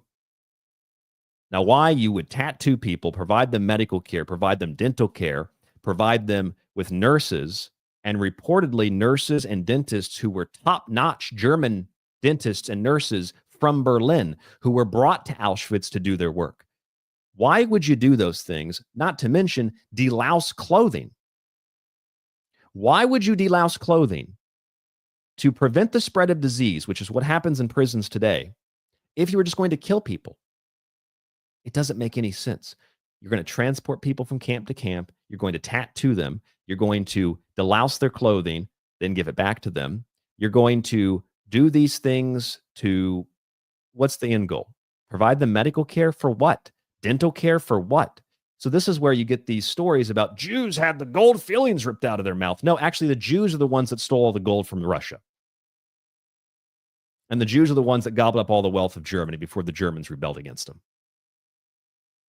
Oh my God, they went into the showers and they, you know how many stories of showers that were survived? And then this is supposed to make the Germans, who are brilliant mass murderers, look even dumber because they didn't know how to install a shower right. The showers didn't work, or the gas chambers didn't work. The gas didn't flow. They were stupid Germans.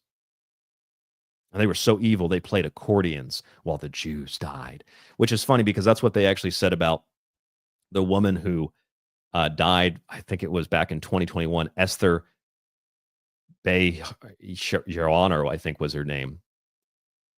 And she supposedly died, or she did die, but she supposedly survived Auschwitz by luck And she had, I can show you this article. It's a crazy story. She survived Auschwitz, and her story is really interesting because she was a performer at Auschwitz. Oh my God. A performer at Auschwitz. He was in the Auschwitz Women's Orchestra. Women's Orchestra? What? Auschwitz had a women's orchestra? You see, that story, when it finally came out, when this woman died, was turned into, okay, they did have an orchestra. Okay, you got us. But the orchestra was used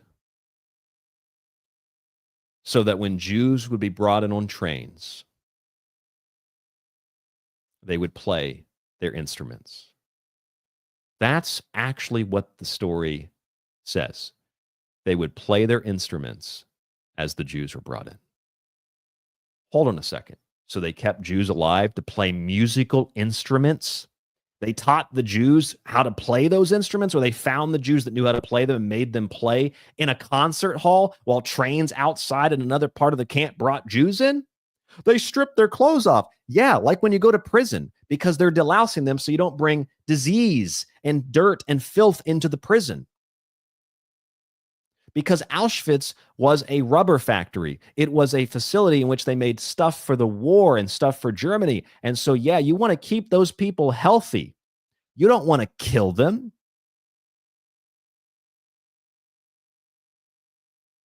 Joe Ryder in the chat says, there's nothing that makes me more furious to find out that I've been lied to all my life.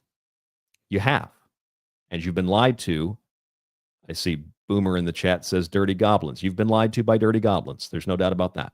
Filthy, dirty, disgusting Silverstein goblins. And I'm referring to the 9/11 Silverstein because he actually looks like an actual goblin. Patriot Girl says, why would anyone go through this trouble if you're just going to kill them off? Exactly. Exactly. Why would you provide someone with top-notch dental care if you're just going to kill them? Why would you tattoo somebody if you're just going to kill them? It doesn't make any sense. It's not supposed to make sense. It's a fictional story. And we have lots of Jews, including that Elie Wiesel, I call him Weasel, who fabricated stories about the Holocaust, so-called Jewish Holocaust, while we ignore the Holocaust of Nagasaki and the Holocaust of Hiroshima and the Holocaust of Tokyo and the Holocaust of Dresden and the Holocaust of Berlin, where 14 million Germans were raped, tortured, murdered, and driven off of their homeland and out of their homes that were given to Jews by the Communist Red Army. I see Mike D., our good friend and occasional co-host, in the chat, and he says that General Patton knew. He wrote about it. He did. And then they tried to murder him. If you don't believe me, look this up. The Jews tried to murder General Patton on Hanukkah. And then he didn't die, so they murdered him in the hospital on the winter solstice.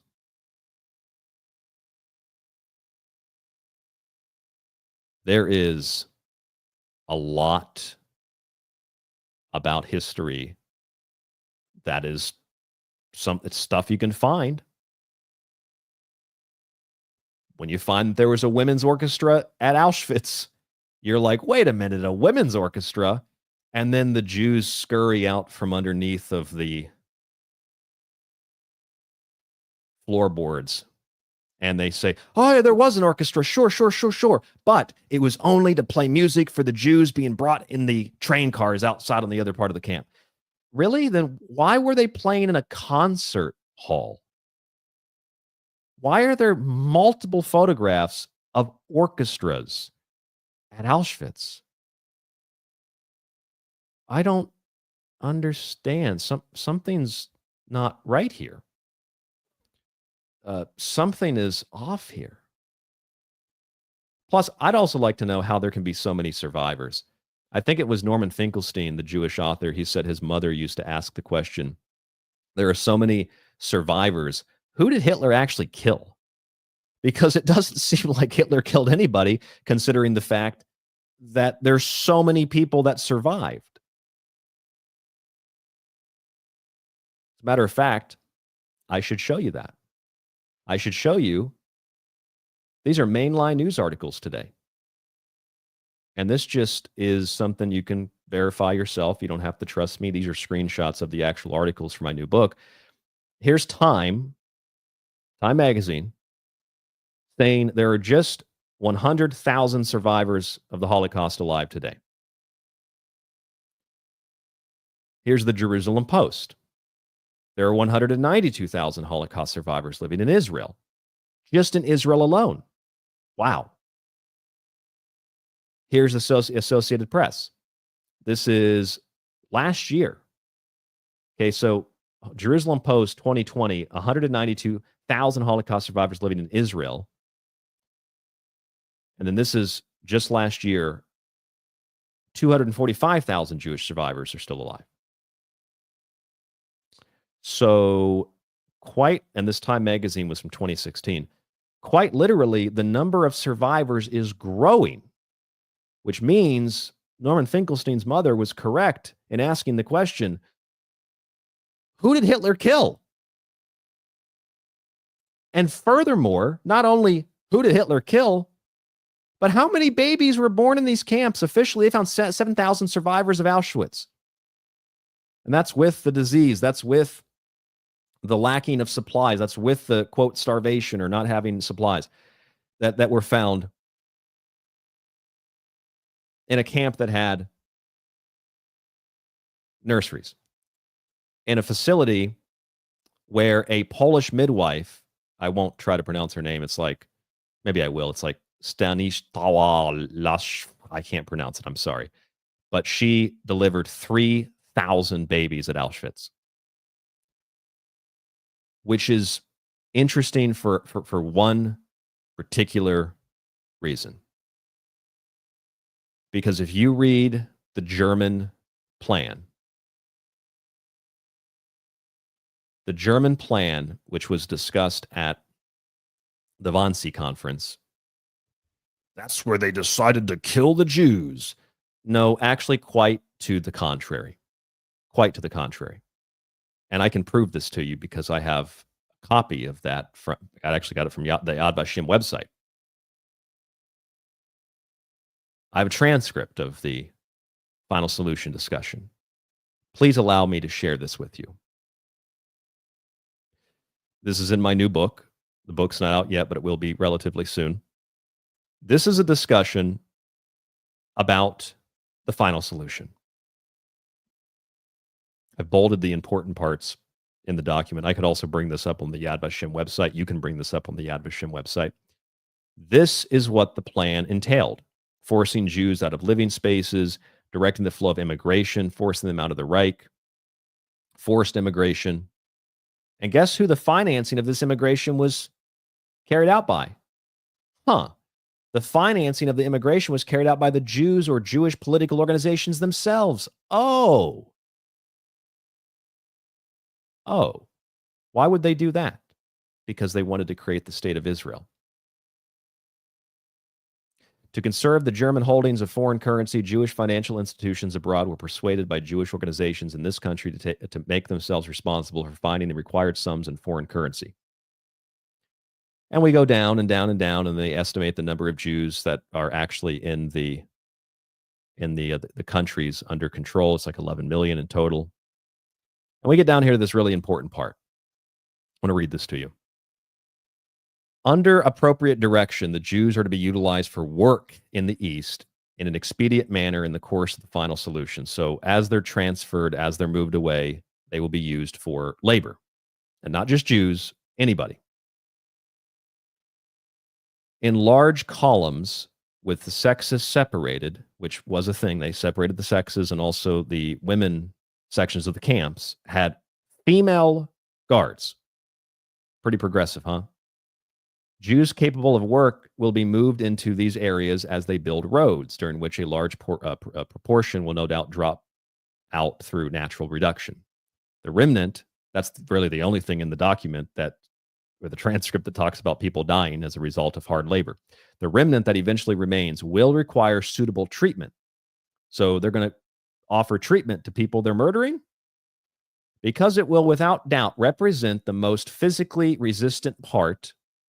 It consists of a natural selection that could, on its release, become the germ cell of a new Jewish revival. Witness the experience of history. This is what the Nazis said at the Wannsee Conference. There was no mass extermination plan. There was a mass immigration plan. There was a forced labor plan, which is not unique. It's not different than any other country. It's not different than what the Russians were doing. Although maybe it was a little different because what the Russians were doing, or rather I shouldn't say the Russians because that's not really fair, what the Soviets were doing, communists were doing, was way worse than anything happening in these so-called German concentration camps. And the goal was to set up the Jews in a new place where they could have their own stuff, and it really wasn't the German problem. Now, for people that are like, I love Hitler, Hitler should have killed them all, you actually would be very disappointed to learn that not only was there not a plan to murder Jews, there was a plan to create a place for Jews to thrive. There was a plan to create a Jewish state. And that was in part going back 10 years before the Wannsee Conference, or about 8 years, back to 1933, 9 years, 1933, when they had the Havar Agreement between the Zionists and the Nazis. So not only was there not an order to kill Jews, there was actually a plan to set the Jews up so they had a new start as a people. Now that is some crazy fucking historical lying, some crazy deception that I can pull this up on the Yad Vashem website. And it is proof that there was a mass immigration plan. It is proof that there was not a mass extermination plan. It is proof, it is evidence, clear evidence that we have been lied to on a level that is like with the Gaza Time magazine article. It's not really it's very hard to understand the level of deception. And here you can see this is the Yad Vashem website, Protocol of the Wannsee Conference, January 20th, 1942. And here's the transcript. So this isn't my imagination. I didn't make this up for the new book. And here it is where they're saying, I'm going to pull up the germ. Here it is, where they say, it consists of a natural selection that could, on its release, become the germ cell of a new Jewish revival. Not only did the Nazis not have a plan to mass kill the Jews, they had a plan to help the Jews become a new people. And really, that should be the mic drop for the show tonight. But it's not, because we have another hour left. And now that we have a pretty good background on all of this stuff, now we need to take an additional step forward. And in some ways, this maybe is a little bit fun. I don't know. It's a little bit fun. This next part, we're going to look at the stories of fake hate crimes. We're going to look at the stories of fake Jewish persecution. We're going to look at the stories of how, if anybody is responsible for, quote, anti-Semitism, it's members of synagogues. It's members of the Jewish community. It's people who are Jewish. That is primarily who is responsible for the so-called surge in anti-Semitism. Plus, you know what that guy had said, the liar Rosenblatt had said about how he wanted to bring attention and awareness to the Holocaust by making up fake stories about it. I guess that'll do it. That seems to be the narrative told in all these stories that are fake. All these fake stories about persecution. Well, we wanted to bring attention to anti-Semitism. It's a funny way to bring attention to it by making it up. And I've got a whole long list of these stories.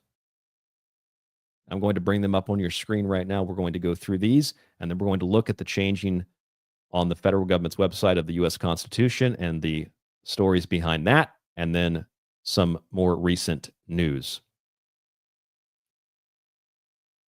There's a whole bunch of them. I got a whole list of them here. I put all these screenshots and quotes from these articles in my new book because I think it's important for you to see the actual article and not just something I write, which is why I just showed you the Yad Vashem website.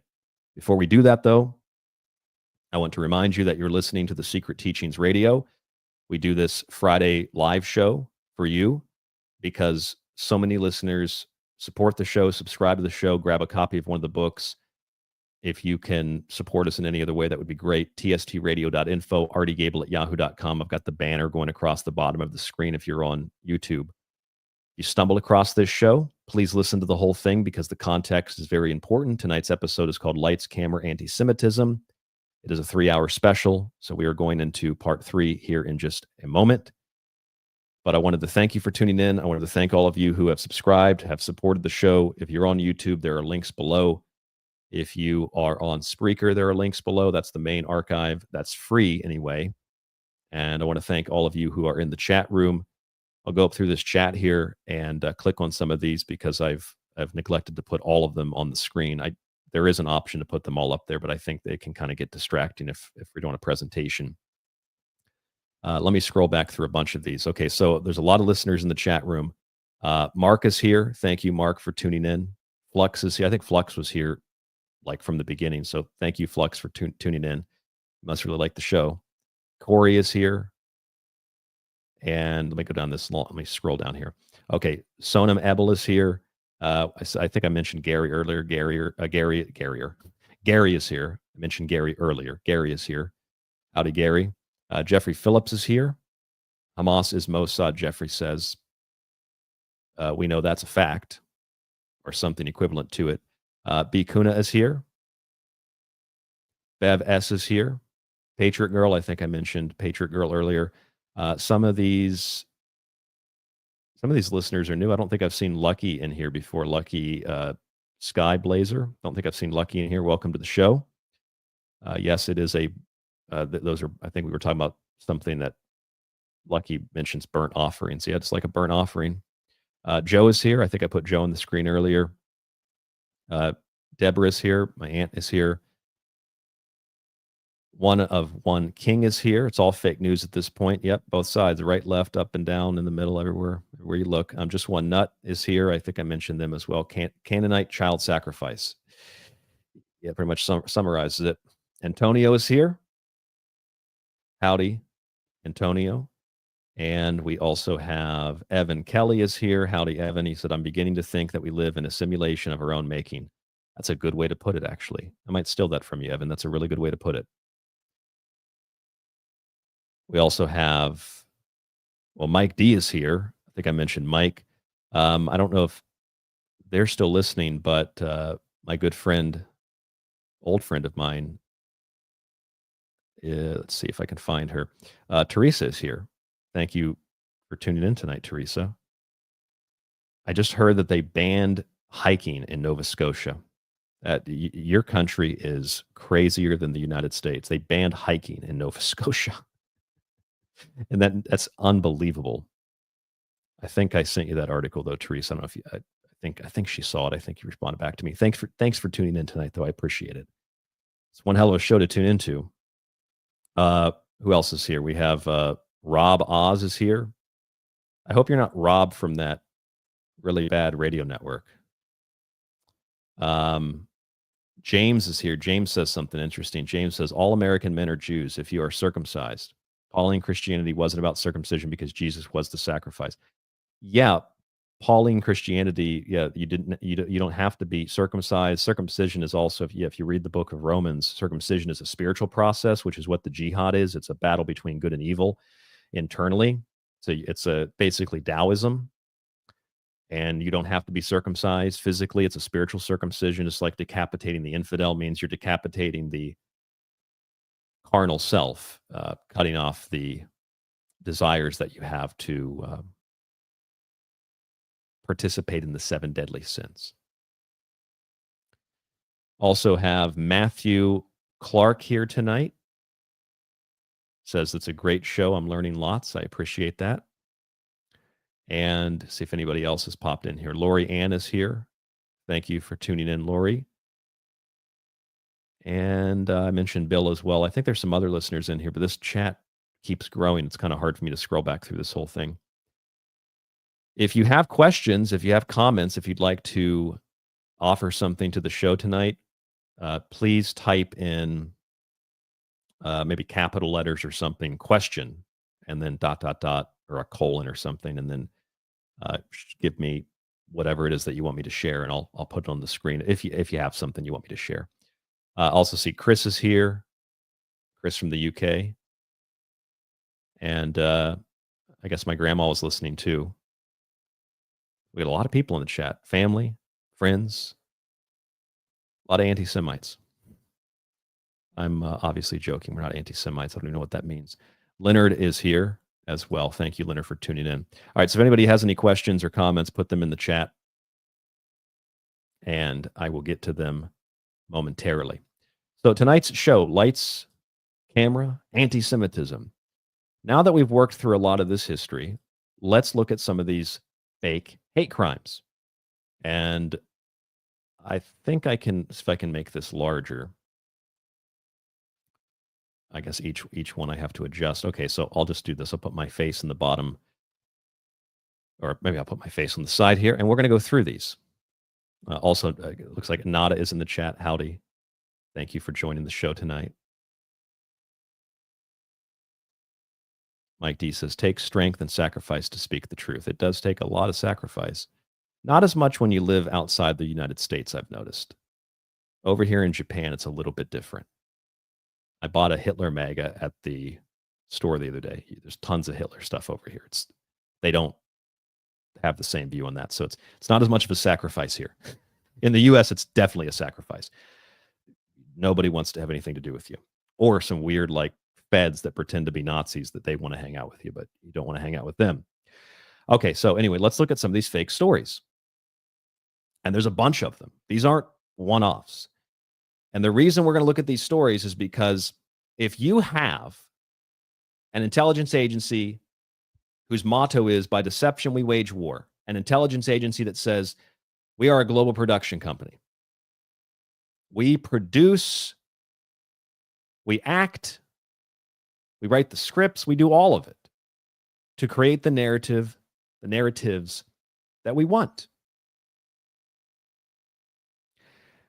And then you have people that are primarily responsible for making Hollywood movies. And you have people that are primarily responsible for AI development, showing us fake pictures, fake videos, or staged photo shoots. And then we're being told, when those things are published by Jewish magazines like Time Magazine, Mark Benioff and Edward Felsenthal, that it's really Hamas doing those things. Because Hamas owns Time Magazine. Hamas has a motto, too. It says something like, by deception we wage war. I think that's Hamas. That's not the Mossad.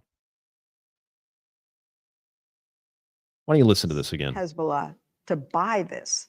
Well, obviously, they didn't know that there were. And then we'll look at these fake stories. Who did they buy it from? Or think they were buying it from?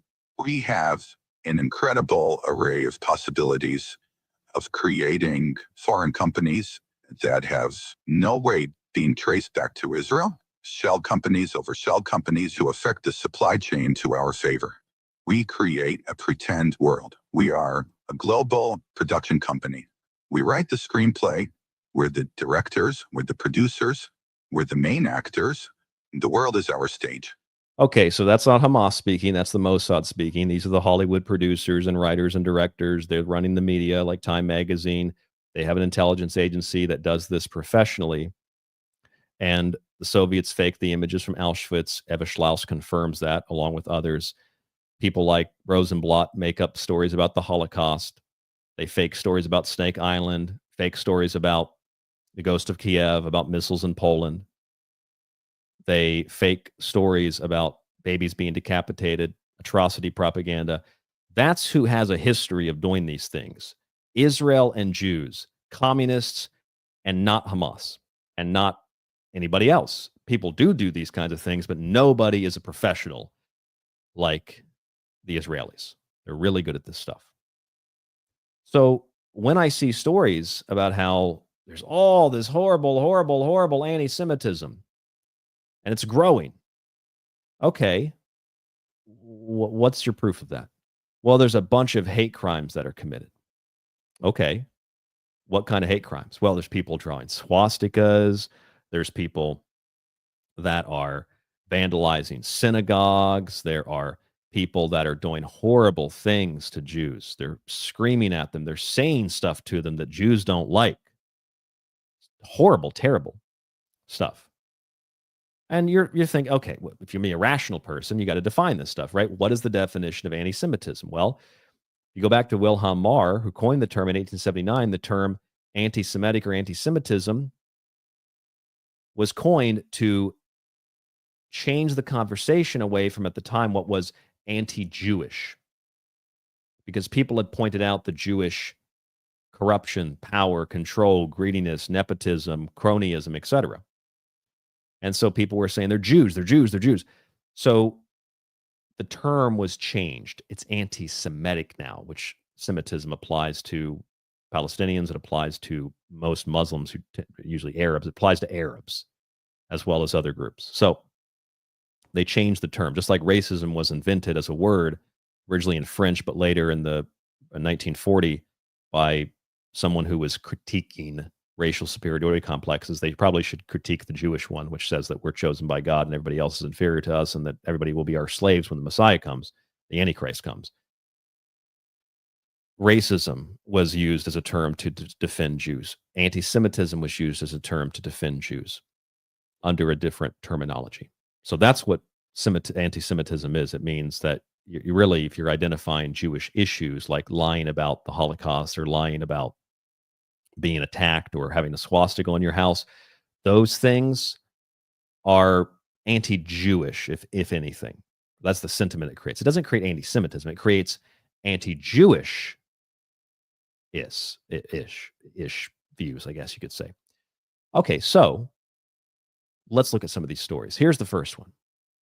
This is, and I'm using a lot of Jewish sources because I think that we should use the Jewish sources. I mean, how are you going to, if you dispute this, then you're an anti-Semite, right? So, okay, the Jewish Telegraph Agency. After fake anti-Semitic attack, Jews see sympathy turning into criticism. Here's the Los Angeles Times. Notice the dates on some of these. This is 2004. Professor is charged in alleged hoax. Yeah, this is the one where the professor drew the swastikas, I think it was, or vandalized her own car, and then said, it was the people that hate Jews. No, it was you. You did it. Here's the Jewish Telegraphic Agency. Here's another one. Jewish student behind some dorm swastikas. A Jewish college student who reported swastikas on her dorm door drew some of them herself. Well, actually, she probably drew all of them. Washington Post, another swastika at George Washington. This one was posted by a Jewish student. 2015. Here's another one. Times of Israel. Jewish suspects arrested over swastika graffiti on synagogue. 2 Jews spray painted swastikas on a synagogue because, you got to bring attention to the anti-Semitism. Here's the Independent. Jewish man accused of spray painting swastikas on his own home.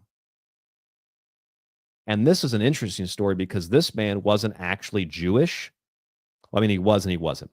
The guy's name is Andrew King, and he was a convert to Judaism. This is a great story. Andrew King was a convert to Judaism. And the first thing he did when he converted to Judaism was spray swastikas on his home. And then reported to the police and said, I converted to Judaism and they spray swastikas on house. No, you lying sack of trash. You spray painted the swastikas on your home. It's like that Seinfeld episode where I forget the character. Who played that character? Famous actor that played, I forget exactly who played it. I think it was a dentist. And Jerry was accusing the guy of converting to Judaism for the jokes. Turns out some people convert to Judaism for the victimhood. Convert to Judaism, rabbi sucks you off, and then you spray paint swastikas on your house. It must be in the manual. They must give you like a booklet, thanks for converting to Judaism, welcome to the tribe. And then you look through the book, they say, take this and read through it, and it'll orient you to the religion a little bit better. And then you're reading it, you're like, oh, here, chapter 3. In order to gain sympathy from the Goyim, spray paint swastikas on your home. This will ensure that people see the optics of a swastika, remember how evil Hitler was, because we run all the media and constantly show you Hitler shows. And then this will make you a victim, and then you'll probably make some money off this on top of that. But you'll be a victim who got attacked by people who hate Jews, even though you're the one that drew the swastika. And then that's what the guy went and did. That's literally what happened. The guy converted to Judaism so he could spray paint swastikas and claim he was a victim. That's some real sick stuff. This is the Ford article here, where same guy, wannabe Jew admits painting swastikas on his own home. Oh, wannabe Jew. He wanted to be a Jew, so he converted to Judaism to spray paint swastikas on his home. It's so good. The only thing better than that is a guy named Rosenblatt making up Holocaust stories for money. And even his son is like, Dad, you're a piece of garbage. Why would you do something like that? And the dad's like, shut up, you anti-Semite. We got to have more money. We make up more of these stories for money. It's disgusting. I didn't make up the caricature of the greedy, lying Jew. Jews made up the caricature of the greedy, lying Jew. Here's the next story. Reuters. Israeli U.S. teen indicted for bomb threats, hate crimes. This is another really fascinating story, because this story involves a kid who at one point around 2017, this kid was responsible for 10% of all anti-Semitic attacks in the entire United States. One kid was responsible for 10% of the anti-Semitic attacks between 2017 and 2018. Attacks, crimes, whatever. You know why he was responsible for all of them? Because he called in the bomb threats. He engaged in the, quote, hate crimes. He fabricated all of it to claim victimhood and to say, we're bringing attention to the anti-Semitism. One kid was responsible for 10% of all the so-called anti-Semitism 2017, 2018. Look it up if you don't believe me. If you're not watching the show, I know it's probably hard to believe. If you're watching the show, you can see that I have this on my screen. That's crazy shit. 10% of all the anti-Semitism in 2017 was one Jewish kid. Faking it. Fake. He faked it. Here's CBC, Canadian Broadcasting. Warrant issued for Winnipeg family charged with staging hate crime at a cafe. This was a Jewish family who staged a hate crime at the cafe they owned. Here's the European Jewish Congress. This is an interesting one. I don't know if you remember this story. I actually didn't remember this when I first read it. The Brussels museum shooter says he was a patsy. This is real specific shit. I was a patsy. The attack was actually carried out by the Mossad, and they set me up. That's interesting. That just is like real specific. Real specific. You rob a bank, and you're like, oh, I didn't rob the bank. But these are the guys that actually did it, and they're all working for the Mossad. Real specific. Like, kind of find it hard to believe that someone's making that up. But Jews did the attack, blamed it on a non-Jew, and then Jewish lawyers fought in court over whether or not Jews did the attack and blamed it on a slave. It's crazy stuff. Here's another one, Detroit Free Press. He told police he was stabbed for being Jewish. Then his Apple Watch caught him in a lie, which is exactly what happened. Some fat Jew, that's what he was. It's a description. A fat Jew stabbed himself and then told the police, I've been stabbed. And then the police came, and then they did an investigation, and they found out that he stabbed himself. He must have really been a self-hater. He stabbed himself and blamed it on Goyim. That's, I don't know what you want me to do with the head. That's the headline. Here's the Middle East Monitor. You can't trust them. They're a Middle Eastern website. Well, this is just one of the credible articles that you can still find on this story. Anti-Semitic plot to defame pro-Palestinian group. This is a really interesting story because this is I think this is a member of the British government who faked an attack to discredit pro-Palestinian protesters. You know, kind of sounds like what just happened in New York recently, where that streamer Sneeko is that his name, Sneeko or something? He was on the street interviewing people, and these Jews, they were literally Jews running around to all the reporters. They were just grabbing microphones. Yeah, the guy that he had a pro-Palestinian shirt on. They go to the next one. Yeah, he had a pro-Palestinian. I want you to know he had a pro-Palestinian shirt on. Fake. The guy had head trauma. He was attacking the NFL offices, or he was going after the NFL office. He had a note about CTE. But then again, the NFL is like half owned by Jews, so I guess it was still a Jewish attack, whether it was Blackstone, or it was the NFL. But they had people out there Jews running around. It was all Palestine, which is what happened on 9/11 too. The ABC News still has it on their website. They pulled over the Mossad in the van who were filming the World Trade Center being attacked, and they said, "We're not your enemy. The Palestinians are the enemy, not us." Here's another one. Video shows stunt choreography, not attack on Israeli woman. This is a great one because this one talks about how there is a video that was going around the internet. Okay, and this video showed a bunch of people that were called Hamas beating up some woman who was said to be Jewish. Turns out it wasn't Hamas, and the woman wasn't, I don't think, even Jewish. Turns out what actually happened was there was a stunt fight that was taking place. It's crazy. There was a fight that was taking place. It was like, a production. And then they said that's evidence. That's evidence. That's proof that Jewish women get beat up by Hamas. It's not true though. That was a stunt. It's fake. Nada in the chat says these kind of stories happen all the time. They never learn. Well, you're right, but it's not about learning. It's about creating the optics. Because no matter how many of these stories are mainstream news that you can find proof that the Jews create these situations, the fact is most people don't want to believe it or don't care. They either hate Jews or love Jews. It doesn't matter what the evidence says. And that's really my problem. I don't hate or love. I'm neutral on this fact, but I'm interested in the facts. Here's the Times of Israel. This is a funny story too. German-Israeli singer. Actually, you know who told me this story? I think Mike D told me about this back in 2020. I think, Mike, you had sent me this article. Mike D in the chat. German-Israeli singer admits in court to inventing hotel anti-Semitism claim. In 2021 video, Gil Offerim said staff asked him to hide his Star of David pendant. Under plea bargain, he's going to give 100 or 10,000 euros to Leipzig Jewish Community and Holocaust Education Center.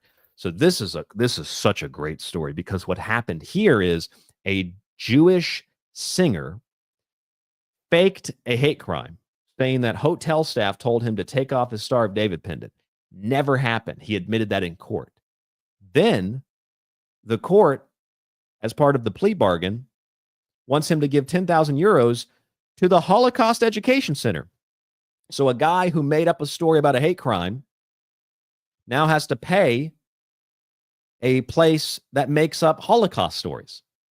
It's all fake. They are a global production company. Here's more. 2 debunked accounts of sexual violence on October 7th fueled a global dispute over Israel-Hamas war. Not true. Wasn't true. They came in and just raped everybody. Hide your kids, hide your yarmulke. They raping everybody up in here. No, they weren't. Jerusalem Post. Again, I should go back. Some people might have been raped, but the 2 main stories that were promoted by the media, fake. Fake, fake, fake, fake, fake, fake, fake, fake, fake, fake. Jerusalem Post, Toronto police arrest congregant over synagogue arson. This guy set his synagogue on fire. We could change that song. Jews didn't start the fire. Or actually, the Jews did start the fire in this case. They literally started the fire. They literally lit their own synagogue on fire and claimed that they were under attack by evil, evil, evil anti-Semites.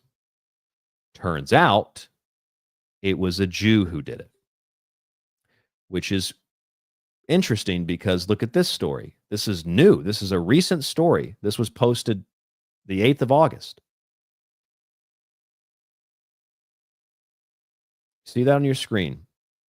New Jersey synagogue destroyed in massive fire as rabbi family luckily escaped unscathed. Now, it doesn't really matter what actually started the fire. Could have been a gas leak. Could have been a rabbi fell asleep with a cigarette in his mouth. Could have been the satanic ritual they were holding in the basement. It could have been anything. Or it could have just been some faulty wiring because the Jews were cheap and didn't want to pay for a good electrician. Whatever the case is, those are jokes, okay? But whatever the case is, it doesn't really matter because the optics are synagogue fire. Oh my God, it must have been an anti-Semite. Well, you know, I've got at least one major case where a synagogue was burned by a congregant of the synagogue. The story actually says the guy he had a key. He broke into the synagogue. He didn't really break in. He went into the synagogue with his own key, burned it to the ground and said, I have to bring attention to the anti-Semitism. It's so horrible. They're burning synagogues. No, you're burning us. They're delusional. They are the definition of delusional. Not in the chat. It says insurance fraud. Probably insurance fraud. Just like the Twin Towers owned by Silverstein. He's got insurance for Mossad attacking New York, I guess. Well, he did have insurance on planes attacking the buildings. Okay, here's another one. No rape allegations filed from October 7th reveals Israeli prosecutor. This is very confirmed by Israeli news. The prosecutor who was supposed to be bringing charges against the rapists has not brought any charges against the rapists because the rapes were fake. They're fake rapes. This last report, I'm going to save that for a second. I'm going to throw this other article in here. Okay, so here's the ABC story I told you about. According to the police report, one of the passengers told the officers they had been on the West Side Highway in Manhattan during the incident. That is to say, what was happening to the World Trade Center, referring to the World Trade Center attack. The driver of the van, Steven Kurzberg, told the officers, quote, "We are Israeli. We are not your problem. Your problems are our problems. The Palestinians are the problem." Literally, Mossad agents from Israel on 9/11 in New York were detained by police and blamed their presence on the Palestinians. Then there's the Times of Israel, kind of like the guy that stabbed himself.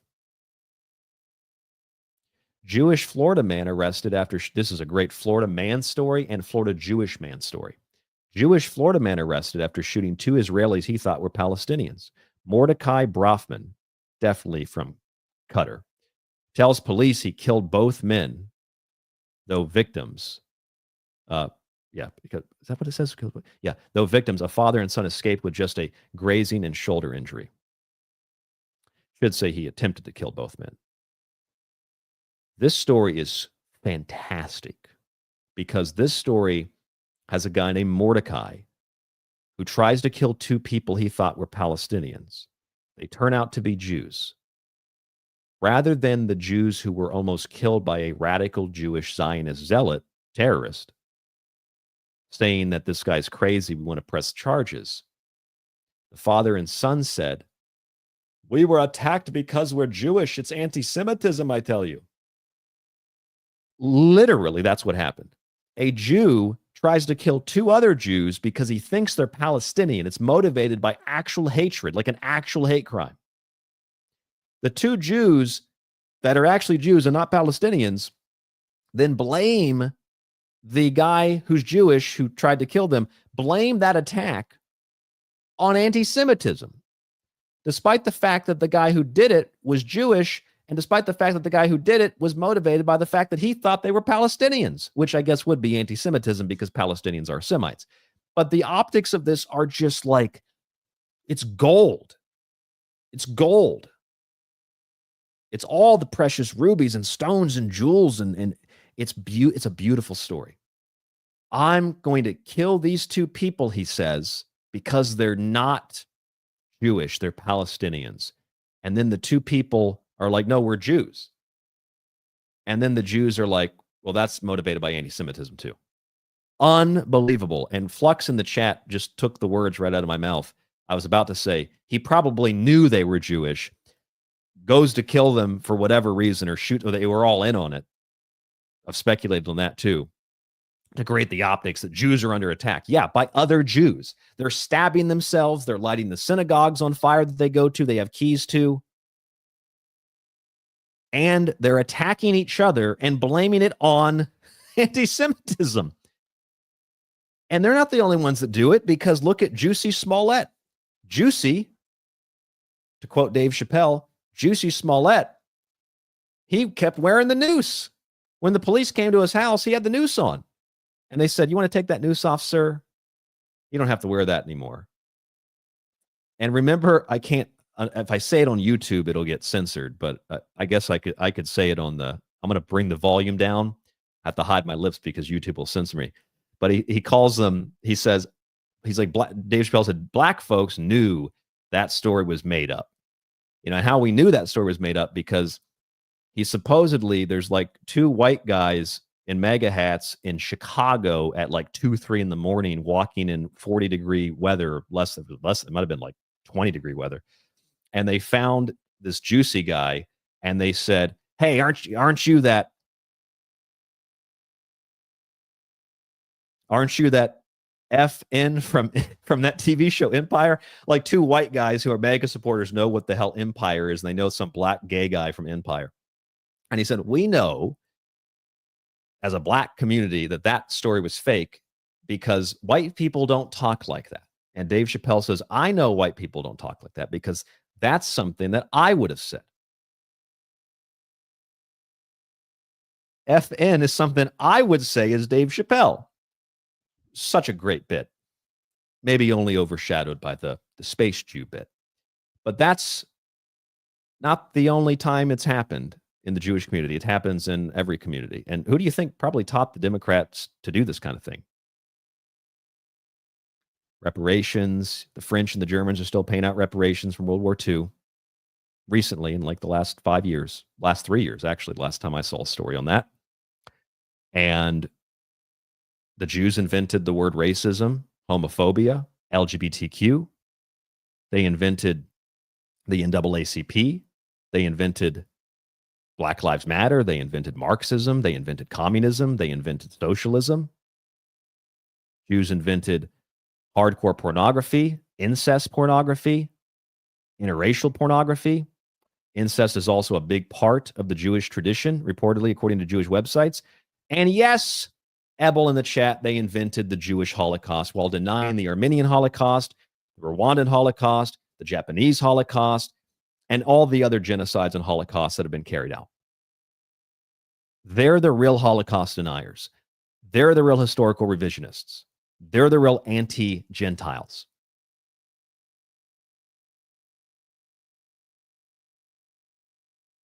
I saw some things in the chat here I wanted to pull up real fast. My friend Teresa said, I'm surprised the mainstream news is actually willing to report these stories truthfully. That's an interesting observation, Teresa, because yes, they're reporting these stories. This is like after the fact, because the initial reports that get all the attention are Jews under attack. And then when the truth comes out, they're just like police reports or like small investigations locally. There's like a little follow-up story. And that's basically what these stories are. Because the original story about this guy in Florida was that 2 Jews got attacked by an evil person and it's anti-Semitism. And then it came out later, they were actually Palestinians. Oh. And you have to dig for those articles. So they don't really push these articles. You have to go and find these. They're like usually like small. The only thing I'm surprised that's still up to your point, Teresa, is this about how the Israeli Mossad on 9/11 blamed their presence in New York on the Palestinians. The Palestinians did it. It was their fault. They're the ones that were responsible. So it appears that there's a lot of fake stories. And as Mike D said in the chat, how much more effing evidence and facts do you need? Well, I don't think anybody in the chat needs any more facts or evidence because it's pretty overwhelming, isn't it? All you have to do is create the optics, Teresa. That's all that they need is the optics. That's how any propaganda, any dis and misinformation work. You just need the optics of it. You just need people to see it one time and be told what they're seeing. That's it. And that's what those photographs are from Time Magazine. You just need people to see it one time. And once people see it one time, that's all that they need to be convinced.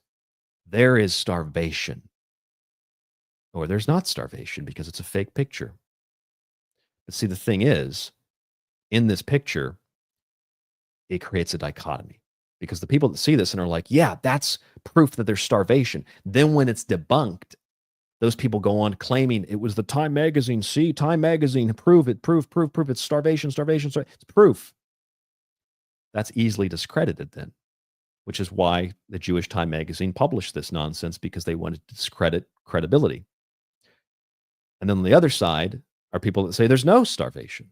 But then things get really confusing because you start seeing stories that contradict everything. You see stories that are coming from the same source that are, everything is a contradiction. And let me show you an example of what I'm talking about here. Let me pull this up from, well, there's actually a bunch of these here. Let me find the one real fast that I think would be the best transitional link here. Yeah, here it is. Okay, this is a member of Congress here. This is Tom Cotton. Okay, here's Tom Cotton. Let's listen to what Tom Cotton had to say about the starvation. Mark, it's just another example of how Hamas can count on an international media and political chorus to... an international media and political chorus. Hamas does not control the media. Israel and Jews control the media. This is called deflection. This is called mirroring. This is called projectionism. Do its dirty work. Mark, it's just another example of how Hamas can count on an international media and political chorus to do its dirty work for them. I don't think any decent person can see the heartbreaking images of malnourished children in Gaza and not feel badly about it. I feel that way. You do. Israelis feel that way. But there's one party to blame for any children who are malnourished in Gaza, and that's Hamas. Hamas for years has used food as a weapon. It commandeers aid, it prioritizes its own fighters, it uses it to control its own people. Yet now you have way too many people in the United States and in Europe who are buying this hook, line, and sinker, sometimes open propaganda. The New York Times, for instance, ran a heartbreaking photo of a child who was afflicted with a terrible disease and passed it off as a child who had been malnourished because of Israel's actions. Nothing could be farther from the truth. Israel has delivered hundreds of thousands of tons of supplies since the beginning of this war. Our great ambassador in Israel, Mike Huckabee, was just there last week with the president's envoy, Steve Witkoff. They saw the aid that could be delivered today if Hamas would allow it to be distributed. But Hamas's one of their chief arguments and in points in the ceasefire negotiations is that only they and the Hamas infiltrated UN organizations in Gaza should get to deliver food. Yeah, the UN is infiltrated by Hamas. Hollywood's run by Arabs, and the media is primarily run by Hamas. Is Tom Cotton serious? Of course he's not. He's reading a script, and they're painting everything that they do in Hamas colors. Jews run the media. They blame it on Hamas. Jews have a great influence at the UN, but they blame that on Hamas. So let me get this straight. Hamas runs all the media. Hamas runs the United Nations. But they don't have enough power or support to stop this tiny little itty bitty country from doing what they're doing? I'm very, very confused here. I'm also confused because Tom Cotton says there is starvation, but Hamas is responsible for it. I'm confused because I was informed by the Qatari media, and here on your screen, by the way, I just pulled up this article about Paramount and Skydance closing their $8 billion merger, and it's the billionaire Jewish Skydance founder David Ellison who takes control. So that's, he's David Ellison's Hamas, of course. I was told that there was no starvation. Now Tom Cotton's saying there is starvation, but it's Hamas causing the starvation. Okay. And then I've got Huckabee. Here's Huckabee talking about the starvation. Starvation happening in Gaza. Do you see real starvation? I think there is certainly hunger and deprivation and possibly starvation, particularly in the northern parts of Hamas that are controlled, or the northern parts of Gaza controlled by Hamas. That's where the problem is. I don't understand why so many world leaders and countries are putting all the pressure on Israel, who is pouring tons of food into the system. Okay, so hold on a second. There's no starvation. That's one. Then Tom Cotton says there is starvation, but it's Hamas doing the starvation. Then we hear from Mike Huckabee, who says there's a little bit of starvation, but it's primarily Hamas. But then also Israel is feeding those people. So there's no starvation, but Israel is the only country that's going to feed the people that it's killing, which is the Israeli propaganda. But also the starvation, despite Israel feeding these people, the starvation is being caused by Hamas and then also the United Nations, which is what was just reported this week. And this is a separate report, actually, from what I'm referencing. 90% of UN aid trucks in Gaza were looted by starving Palestinians, armed actors before reaching destination. So that's why they're starving people. You know what I think is gross? When you read about the porn industry, which I did a whole chapter on in my book, my new book, you read about people like Al Goldstein. And Al Goldstein was this big, disgusting guy that created Screw magazine and turned porn into a if it wasn't before, the most degrading, disgusting industry, just like they had in Weimar Germany. But I'm getting off the point. The point is Goldstein, along with Ruben Sturman and others, Stephen Hirsch is another one. Look up the names: Al Goldstein, Ruben Sturman, and Steve Hirsch. These people are considered the Walt Disney and the Donald Trump of pornography. But when I see these people and I see all the Jewish porn stars, the James Dean and Joanna Angel, who calls her company Burning Angel, and I see the Ron Jeremy's, who was intelligence as well. His mother was CIA. I see this stuff and I always think, like, I'm pretty sure that what these people are doing is like there's like a guy in like a traditional kind of Orthodox Jewish outfit, or like a rabbi on the porn set. And he's like, yeah, get in there and have sex with that girl so I can video it and destroy civilization. It's kind of like that image that I get. And then I read a story about the founder of a bunch of these porn websites. And that's actually what came out in the text. That's quite literally what came out in the text. That's what the guy was basically telling some of the actors. He was telling them, get your D hard and have sex with that girl so I can film it and make money from it.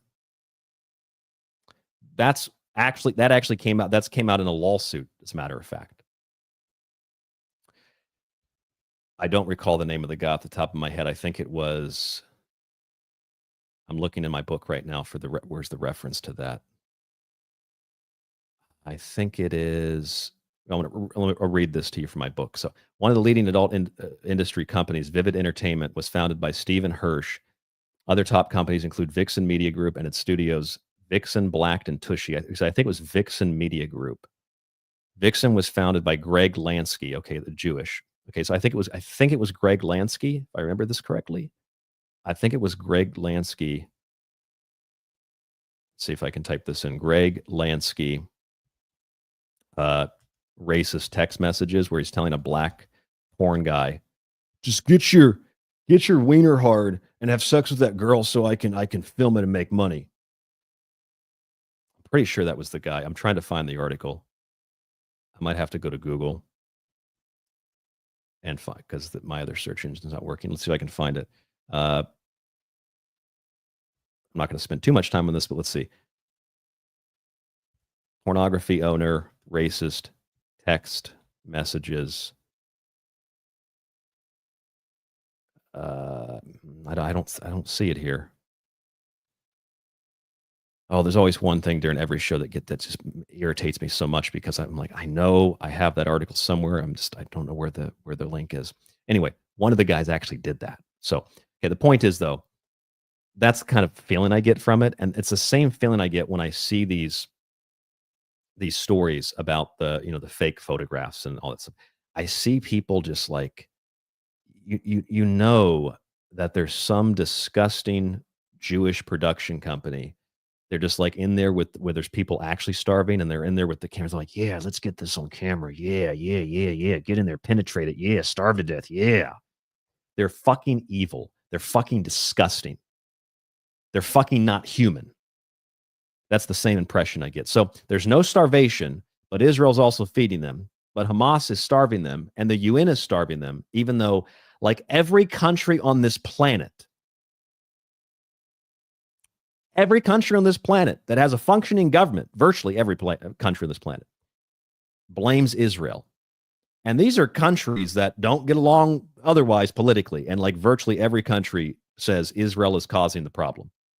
And the only people that disagree are the Israelis and the Americans. But see, the thing is, people like Keir Starmer, his wife is a Jewish lawyer, and he has family in Israel, and he belongs to the London synagogue, I believe it is. So Starmer is basically on the side of Israel.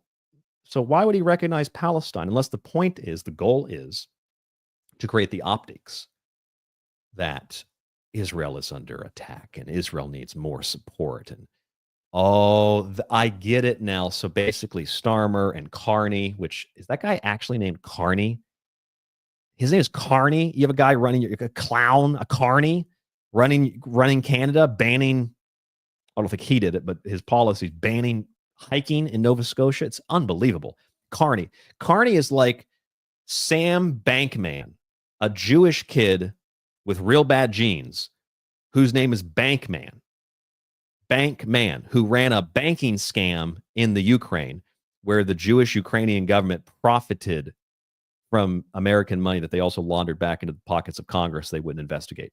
Unbelievable. The guy's name is Carney. The guy's name is Bankman, Silverstein, Goldstein. Are you kidding me? It's truly unbelievable. So the UN is starving people. Hamas is starving people. And look, I don't trust the UN, but I don't think Hamas runs the UN. Here is an article from the Times of Israel. Israel blames UN for Gaza aid shortage. Says Hamas exploiting famine claims at talks. But I thought that Israel was the only country feeding these people. I thought Israel was moral and feeding the hungry people. But then they're like, no, actually, there's no famine, but we're also feeding the people. But they're also not getting the food. And that's why there's a famine. And it's Hamas's fault, and it's the UN's fault. And your head explodes trying to figure out what exactly is happening here. You can't do it, can you? You can't figure it out. And then they have videos like this. Here's one of the videos. Some guy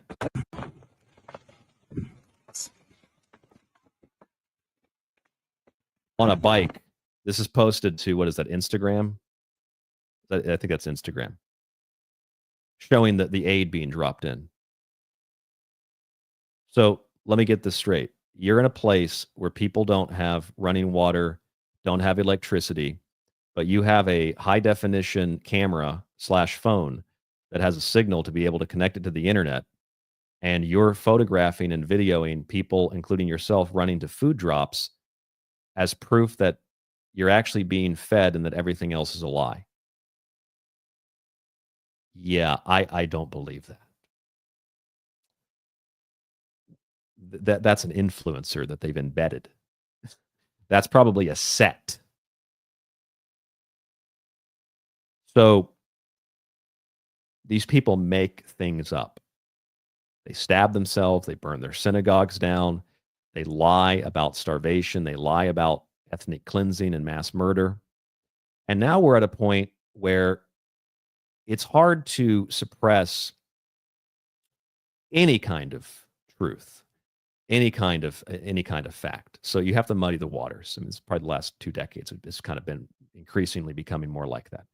And so what you end up with is so much confusion. Nobody knows what to do. Nobody knows what to think. Nobody has any idea. We have 2 reports that have come out of Israel from 2 human rights groups. And these reports, these are Israeli groups which have been attacked by the Israeli government. This one is Physicians for Human Rights.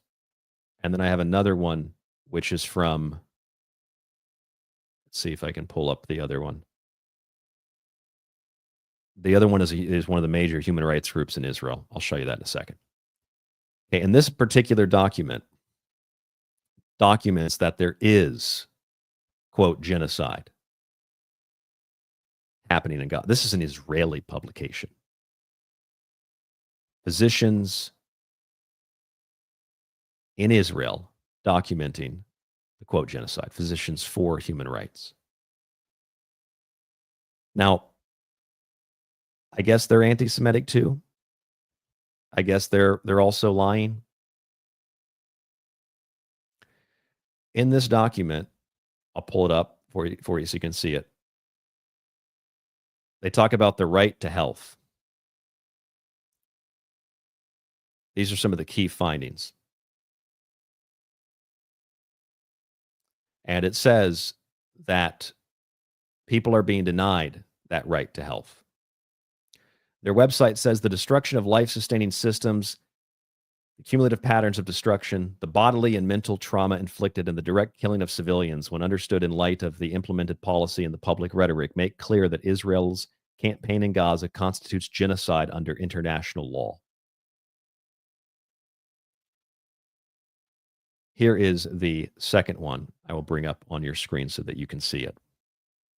There's links to these online if you'd like to find them, or I could send them to you if you want to see them. Okay, this second one very boldly says the genocide. This is from B. Selim. Don't know if I'm pronouncing that right.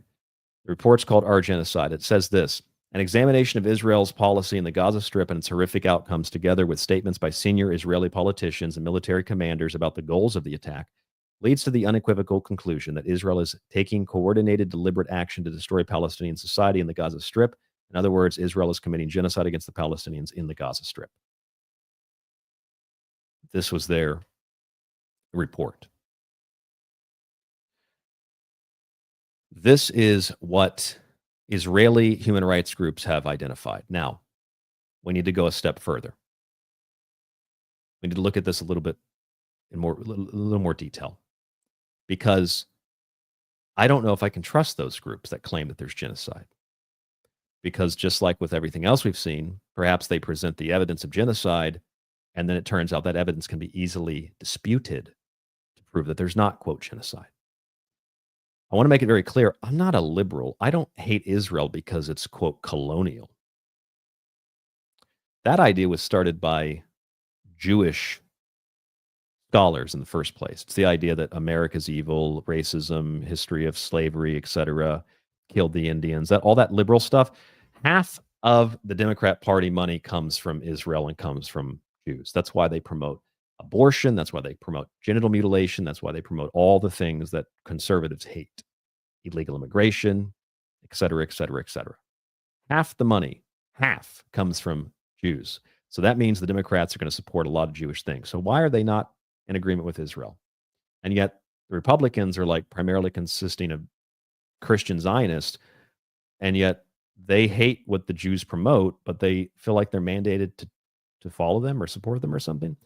It's a very confusing, very difficult thing to understand. It's hard to keep up. And who can blame you? Because you see stuff like this all the time. Here's an AI video. A lot of older people especially couldn't tell the difference. Here's an AI video proving there's no starvation because look at this. This is clearly AI. Well, yeah, because you created fake stories. That's why.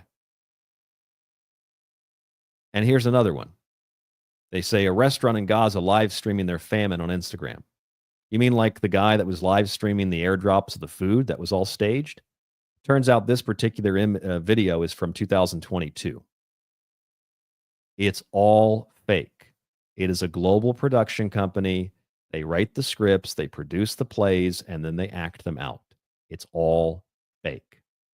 And if you didn't think it could get any weirder, I mean, you got to look at the fact that Israel is so disgustingly, so sleazy, so repulsive, so gross, so just, oh, God, just the most disgusting fucking place on planet Earth. That I wanted to save this for the very end. These people not only do all this stuff, they also, in order to convince people to support them, they use what amounts to softcore pornography to do it. I'm going to show you a series of images, all from Jewish, Mossad, sock puppet, etc. accounts on X. They use anything and everything to convince you that what you see is not true. And what they imagine is accurate. Because like Rosenblatt said, he imagined it, so it's true. They use women that are probably just actresses who go onto social media and post things like this. I'm here at the Gaza border at the Kerem Shalom crossing. Right now we're on the Israeli side. In just a few moments, we're going to be crossing into Gaza. I'm going to give you an inside look at what's happening at the depot where hundreds of trucks of humanitarian aid are entering the Gaza Strip every month in order to be distributed. I'm here in the Gaza Strip and I'm at the distribution center where thousands of pallets of aid are just waiting to be distributed. Let's take a closer look at what's happening here.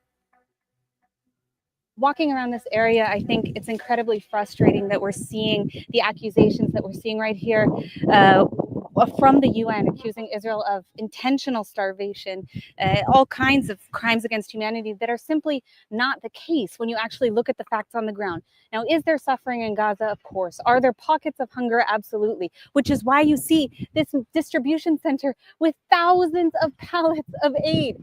Now, I don't want to play any more of that because it's the same thing over and over again. It's 2 minutes. We don't have enough time. But you get the idea.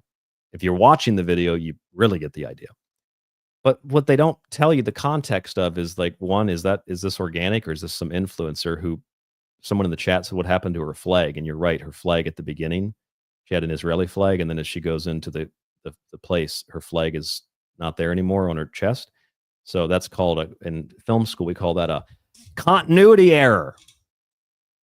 Okay, so anyway, she goes into the camp where they got all this food and they don't provide the context. Like, is that food, like these people are so evil. What I imagine happened is they stole that food, won't let it go in, and then they're going to make a video about how they have the food and the UN's not letting them take the food in. No, it's the opposite. Israel isn't letting them take the food in. I don't like the UN, but listen, there's no way that virtually every country, every ethnicity, every race, every government on planet Earth agrees, but just Israel and the United States don't. And the people that don't agree are the people that have a long history of faking stuff. So I have a hard time believing this. But you see, they get this girl, and they get a girl who, like, look, oh, she's got blonde hair, some blonde hair, some highlights or something. She's got like white characteristics. And of course, that's going to be real appealing to the white Christian base. And she's going to show you that they've got the aid. But, it gets weirder because this is what they do to convince people that Israel is great and that the IDF is great. Look at this disgusting propaganda. Well, I'm going to show you these pictures. If you have kids, you might want to remove them from the room for a moment, if depending on how explicit you want them to, what kind of explicit stuff you want them to be exposed to, because what you're about to see is basically softcore porn that the Israeli government uses to convince people that the IDF is a great place to be. Okay, this is the first image here. These are all over social media. Look at this. Beautiful IDF women. She's beautiful and sexy. No, she's not. She's, I'm pretty sure, AI. And if she's not AI, she is not beautiful and sexy. Look at all that fucking disgusting makeup on her face. That's disgusting. Here's another one. Hot and beautiful IDF officer. Oh my God, look at that. Don't you love IDF women? No, I don't. I don't love IDF women. I hate them because they're evil. The only good IDF woman is a woman who decided to flee the IDF, to not join the IDF. Here's another one. IDF angel, world most beautiful women. No, I don't think so. Don't think so. Don't think so. Look at that. They give you a nice booty shot there. You know, Al Goldstein's down. He's like, yeah, let me see that ass, girl. Yeah, let me get that ass. Yeah, let me see that ass so I can so we can show people how hot the IDF is. It's fake. IDF OnlyFans, I'm guessing. Here's another one. Sexy woman in the IDF. Yeah, this particular Twitter account is clearly a Mossad bot. Look at that. So what do they make the IDF women do? Do they have to strip half naked before they get into the IDF? Is it some kind of like weird sexual blackmail thing like Nexium was? Here's the IDF. Oh, look at this hot woman. She's so sexy. Yeah, and then you go and you look at the actual videos that aren't CG, that aren't AI, that aren't fake, of what the IDF actually does. And you find out that the IDF likes to dress in drag. You find out that the IDF carries rainbow flags. Rainbow flags. Into Gaza. You find out that the IDF looks like this. This is what the IDF does. This is the real IDF. So if you had a boner, it's going to deflate pretty fast, because the real IDF are a bunch of disgusting, fake Jews that dress up in women's dresses. This is what they do. And these aren't like dresses they had. These are dresses they stole from women's houses. This is what these people do. They are fucking subhuman and disgusting. And you can find hundreds, if not thousands, of these pictures. Sure, some of them are CG. I'm sure some of them are AI, but there's a lot of video footage, like body cam type stuff that you can find. They're disgusting. They dress in drag. This was from an Israeli newspaper here, this particular image. Look at this. This is what they do. They bring rainbow flags into Gaza. That's who's behind LGBTQ. It's not the Muslims. It's the Jews. They're the same ones behind transgenderism, LGBTQ, homosexuality, homophobia, all that. Magnus Hirschfeld. You look up at the Holocaust Museum. I showed you this on a relatively recent show. You could read this from Scientific American too. The Forgotten History of the World's First Trans Clinic. The Institute for Sexual Research in Berlin would be a century old if it hadn't fallen in Nazi ideology. Yeah, they were teaching kids how to have sex. They were cutting off people's genitals. And then you'll notice if the Holocaust Encyclopedia website is brought up and not edited by the time you see this, in May 1933, Nazis looted Hirschfeld's Institute for Sexual Science and destroyed much of the archives in the Berlin book burning. Yes, Magnus Hirschfeld, a German Jewish doctor, the sexologist, was a pervert piece of subhuman garbage, and the Nazis burned his book. So, listen, I'm a constitutionalist. Okay, listen, I'm not politically or religiously motivated. I practice Shinto, and I'm a U.S. constitutionalist if you have to politically identify me. However, if being a Nazi means that you burn porn and smut and garbage and manuals on how to chop genitals off of kids, it means you burn all that, then I guess I'm a Nazi, if that's the definition. If I think these images of IDF women are fake, and that makes me a Nazi, I guess I'm a Nazi then. I'm not a National Socialist. Bernie Sanders is a National Socialist. I'm a constitutionalist. But if that's your definition of Nazism, I guess I'm a Nazi then, right? I guess. If you're listening to this show on, say, Ground Zero Plus, for example, the show will cut off here in a moment. I'm not going to do a total fourth hour, but I'll do a little bit over here to kind of wind down the show. Thank you for tuning in. tstradio.info, artygable@yahoo.com. Thank you so much for listening to the show. If you want to hear the rest of it, just go to the archive, tstradio.info, Spreaker, Apple, etc., and find the show there. We'll wait for this to kind of tick down to 3 hours here, and then we'll kind of wrap up the show. But that's what I present you tonight. That's what we have. I had to do a show on the starvation and the hunger stories because I don't see anybody else doing this. I don't see anybody else doing this, so it's like, oh, it's a story that needs to be covered. And plus, you started to see some of these stories in the news. Have you seen these stories about people have bumper stickers that say like F the IDF or something? They stick it on people's cars. Or this particular story here, an Israeli soldier with U.S. citizenship was attacked in Clayton, Missouri. His vehicle was set on fire and destroyed, and people wrote "Death to the IDF" on the street. You know, excuse me for not believing this, but the last time I saw someone burn something, the last time I saw somebody get stabbed for being Jewish, the last time I saw a synagogue go up in flames, the last time I saw people have their cars attacked and swastikas drawn on them, were all done by Jews. So you'll forgive me if I don't believe that an IDF soldier or an Israeli soldier, to be specific, who has U.S. citizenship, had his car burned and then someone wrote IDF, death to the IDF in the street. I'm pretty sure it's fake. I'm pretty sure it's faker than David Wilcox's teeth. I'm pretty sure it's faker than Rosenblatt and Willie, what was his name? Elie Wiesel, making up fake Holocaust stories. Pretty sure it's fake. And this is why I've warned that if you're Jewish, you better open your eyes and open your mouths right now, because when people actually carry out, quote, anti-Semitic attacks, it's usually Jews that do it. And that's what's going to happen to you. Your life is not threatened by people like me. Your life is threatened by Jews. The Jews will kill other Jews in order to get the sympathy or to make money. You ever see the second Batman with the Joker at the very beginning, where the Joker has the guy, once the guy gets done with the alarm, he shoots him, or the guy gets done with the bank vault, he shoots him. One less share, right? That's what Israel is. They will shoot and murder their own people in order to obtain the ends that they want to obtain. That's the bottom line. That's a fact. That is not a debatable thing. Everybody in the chat loves the David Wilcox teeth joke. Yes, it's faker than David Wilcox teeth. It's faker than David Wilcox stories, faker than Corey Good stories.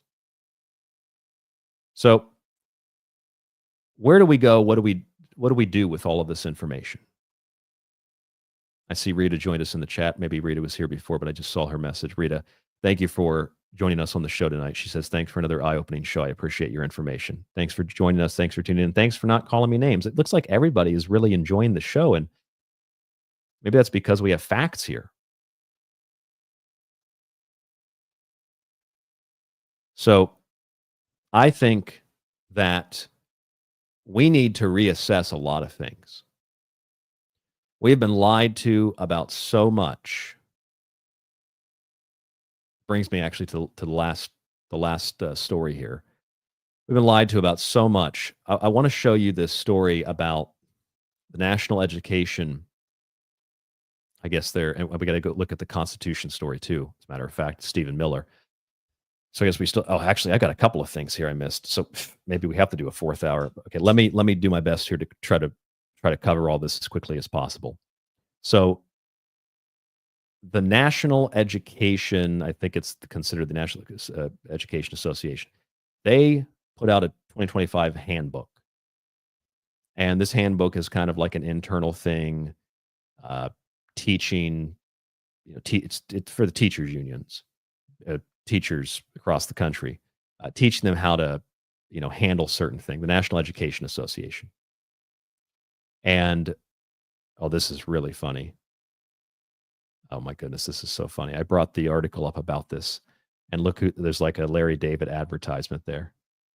Pretty funny. Okay, so anyway, here's the Washington Free Beacon. I don't have to go to, I don't know how credible that particular source is, but you can find the actual handbook itself. And you can, it looks like they pulled it down from that source. We can find it though. Type in NEA 2025 PDF handbook, and we'll find it that way since they took it down. Here we go. Here's the actual handbook. And you go through this handbook, and people are really upset because, and the NEA had to issue a statement. The NEA is being accused of anti-Semitism, and the GOP wants to revoke its charter. It's crazy. What did the NEA do? Well, they reportedly erased Jews from the Holocaust. That's the story. How did they erase Jews from the Holocaust? Well, according to their new report, I'll have to pull this up if it loads. My computer's starting to get hot. So I don't have the arrow in here, so it's starting to slow down a little bit. Here we go. Here's two of the sections. They're teaching about what they call the Palestinian Nakba and anti-Zionism and anti-Semitism information. That's it. That, and then there's a story about International Holocaust Remembrance Day, or a section about Holocaust Remembrance Day. That's it. That's the whole thing. This document is like, if we scroll down to the bottom of it, I think it's several hundred pages. And the GOP wants to revoke the charter of the NEA, which is a super liberal group, because they have published three things, like half a page, that Jews don't like. The thing is, the NEA is pretty much a Jewish organization. So once again, that makes me think that what's happening here with the Democrat money, what's happening here is they are creating the anti-Semitic optics in order to produce the sympathy and to justify more censorship and more control. So what does the NEA say? What does the report say? The Washington Free Beacon says they erased Jews from the Holocaust. Okay, how did they do that? Because of this statement, out of hundreds of pages, this one statement says the NEA shall promote the celebration of International Holocaust Remembrance Day on January 27th annually on its website and through other appropriate media to recognize the more than 12 million victims of the Holocaust from different faiths, ethnicities, races, political beliefs, genders, and gender identification, abilities, disabilities, and other targeted characteristics. Now, I'm confused because the stories were that they erased Jews from the Holocaust. Aren't Jews part of a faith, an ethnicity, a race, we're even told? So does that mean that Jews aren't a race, aren't an ethnicity, that Judaism isn't a real belief? No, they're not erasing Jews from the Holocaust. What they're doing is saying that lots of people died, not just Jews. And besides, we're talking about Holocaust remembrance. So the Holocaust is a lot of different things, which isn't what they're saying, but that's what I'm saying. Because today here in Japan, there's a moment of silence and they have little events. They're having one in Nagasaki today because of the bombing of Nagasaki. They had one on Hiroshima the other day as well. You know, the one that the U.S. wouldn't attend last year because Israel wasn't invited? I'm not going because Israel wasn't invited. That was a Holocaust. In fact, what happened here in Tokyo was a Holocaust when they firebombed it and killed when they burned 40% of the buildings and killed 100,000 people. One night. Hitler didn't even kill that many over 8 months of the Blitzkrieg. So saying that there's a bunch of people who died in the, quote, Holocaust means that Jews don't have special preferential treatment anymore. Oh, it's so sad. It's so sad. But, you know, you shouldn't really get excited about this because people like me have been saying the Holocaust is not an exclusive thing for Jews. In fact, Jews didn't experience a Holocaust even if they were killed because they were mostly shot and starved. That's what we're told, or gassed. That's not a Holocaust. A Holocaust is dying by fire and dying in nuclear war. That's the Japanese. And so while we ignore that, it's also the Germans at Dresden. While we ignore that, which is real Holocaust denial, Jews want preferential treatment. The NEA is saying it's really just everybody. Now, yes, Ebel in the chat says Jews want exclusive rights to the Holocaust. Absolutely. Now, here's the thing.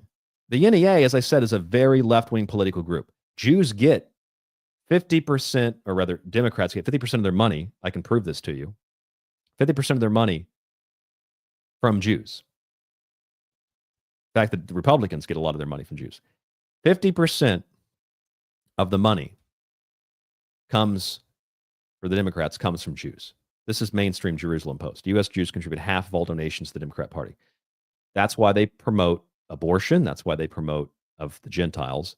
That's why they promote circumcision and genital mutilation, which is what circumcision is, but that's the transgenderism, the LGBTQ, which is Magnus Hirschfeld. Capital of gays today is Tel Aviv. LGBTQ capital is Tel Aviv. The Talmud talks about 8 different genders, and so on and so forth. That's why the Democrats push and promote those things, because their backers are Jewish, just like the Republican backers are Jewish. So the U.S. Jews control half of all donations to the Democrat Party, 25% to the Republican National Convention money as well. So when you go look at this, you start thinking, well, why would a primarily Jewish-financed group change the definition of the exclusive Holocaust rights? Because that sounds like something I would say, or many of you have pointed out. Well, I've got an answer for you. The reason that they're doing this is because the story is changing. It's becoming clear. It's becoming obvious that 6 million Jews did not die. The number is less than 1 million, probably, if you look at the Red Cross statistics. Other people also died. Most people died from starvation toward the end of the war, but primarily they died from the side effects of war. Like the Civil War, the American Revolution. Most people didn't die from combat. They died from their wounds, or they died from the conditions of the camps. Most people died from that. A lot of soldiers died from suicide too. That's where most people die, especially in older conflicts. So it's becoming clear that you can't use that narrative for sympathy anymore, because listen, your sympathy card is expired. It doesn't apply anymore. And even in some places where it's not expired, there are businesses like me who refuse to accept your card. I don't accept that card here anymore. Okay, you pay in cash fax. You don't pay in digital shekels with your little ID card. I'm a Jew. I get special treatment. Fuck you. You don't get special treatment. And in fact, the fact that you think that you get special treatment means that, you know what? You are subhuman. If you think that you're better than everybody else, you don't elevate yourself above everybody else. You lower yourself to that of an animal who thinks that you can take whatever you want and do whatever you want because you don't have any kind of morality. You don't have any kind of ethics. You don't have virtue. You don't have a realization that other people are humans. Other people are conscious, and you don't just get to do whatever the fuck you want to do because you've got some fucked up genetics that God chose over everybody else. Fuck you. All right, that's my anger for the night. You think that you're better than everybody else? Whether you're white Democrats, no, if you're a white Democrat, you are subhuman. Fuck you. If you're a black supremacist, fuck you. And if you're a Jewish supremacist, fuck you. That's the bottom line. As a constitutionalist, I believe everybody is equal. And if you don't act equal, then you're the one responsible for not being equal. And the people that tell us, oh, wait, the Holocaust, they wrote Jews out of the Holocaust. That's the same argument that Democrats use when they say, well, the Constitution says we the people. It doesn't mean black people. It means white people. Then why didn't they write we the white people? They wrote we the people because it meant everybody. Why did the document say man? Well, they didn't say women because man means everybody. Mankind means women too. They could have wrote we the white people, we the men only. They didn't, because it wasn't for whites and it wasn't for men. It was for everybody. So when people say that stuff, they're saying that women aren't people. They're saying that blacks aren't human. That's that racist Democrat nonsense. Same thing's happening here. So you're saying Jews aren't a faith, they're a race, they're not an ethnicity? You're trying to claim ownership of mass murder, mass casualty, and you want me to not look at you in the face and say you're a disgusting, subhuman piece of garbage? You're the one that started this. You're the one that doesn't think blacks are human. You're the one that doesn't think women are human. You're the one that doesn't think anybody else's suffering matters. Like Avatar David, his starvation is the only starvation that matters. You're the one that started it. I didn't start it. He said a bad word, Mom. He said a bad word. Sanction him. Remove him from the college campus. Take him off the internet. I thought you were real strong and you were real smart. I thought Jews were real strong and real smart. It's like what that comedian Ralphie May, that big guy from Texas, one of my favorite comedians when he was alive. Ralphie May said he made a gay joke once. And he said, some of you might even know this joke. He made a joke about the rainbow. He was talking about the rainbow and pride parades. And he's like, I can't sit in this parade. Not when gas is $2.50 a gallon. I don't have time to sit in this. He's getting pissed off about the gay pride parades. And he says, which by the way, were started by Jews too. And he says something, he does a bunch of jokes about the rainbow stuff. And then it's so funny. He comes to the end of the bit and he says something along the lines of, like, some people in the audience kind of booed a little bit or somebody got upset. And he's like, just chill out. It's a joke. It's a joke. If you can take a dick in the ass, you can sure as fuck take a joke. That's true. If you can suffer the Holocaust, oh my God, oh my God. And you can suffer the persecution and you got 127 IQ, you should be able to take facts and jokes, and you should be able to handle curse words. Maybe you're not that smart. Maybe you're delusional and you have to try to convince people that you're that smart, which is something I should show you that as proof. We'll go back to the NEA thing. But you see this on X all the time about Ashkenazi Jews. Listen, watch this. I'm going to type it in. How do you spell it? Ashkenazi, so it was Ashkenazi Jews. Jews, smartest people IQ. And you'll just find, these normally appear randomly, but you'll find these reports. Yep, here's one. These are everywhere. Turns out Ashkenazi Jews are the smartest people on earth. And if you scroll through, you'll find a bunch of these. While Asians are often touted as the smartest people in the world, Ashkenazi Jews are a group 115 average IQ compared to Asians who are like 79.1. No, actually, that's not true. And you can find proof of that if you go to various IQ websites. We'll go to World Population Review IQ, and you can find that it's the reverse of that. Asians have the highest IQ by far. And of most Asian countries, South Korea and Japan have the best education systems on planet Earth. And then and Russia has 103 on average IQ. Iran has 106. And then you scrolled, and it's different depending on the year, of course, and it changes per year. But recently, the 2024 IQ report, this is what it found. And you have to scroll down. You got to get like a cup of coffee or something while you scroll through this thing to find Israel down here at 99.1. And it also depends on what the subset of the group you're asking for that data on. The point is, Israelis, Jews don't have the highest IQs.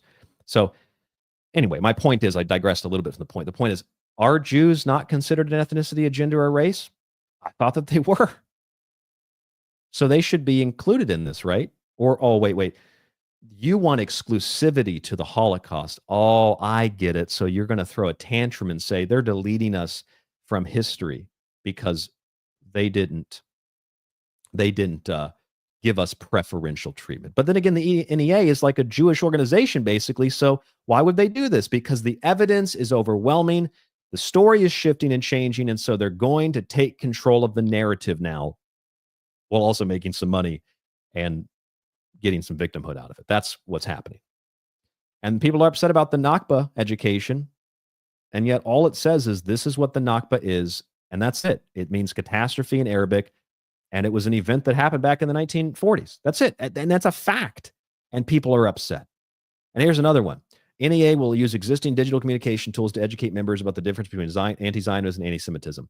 Well, considering what the NEA is, they'll probably educate people real well on what anti-Semitism and what Zionism really are. And they'll invert reality on that too.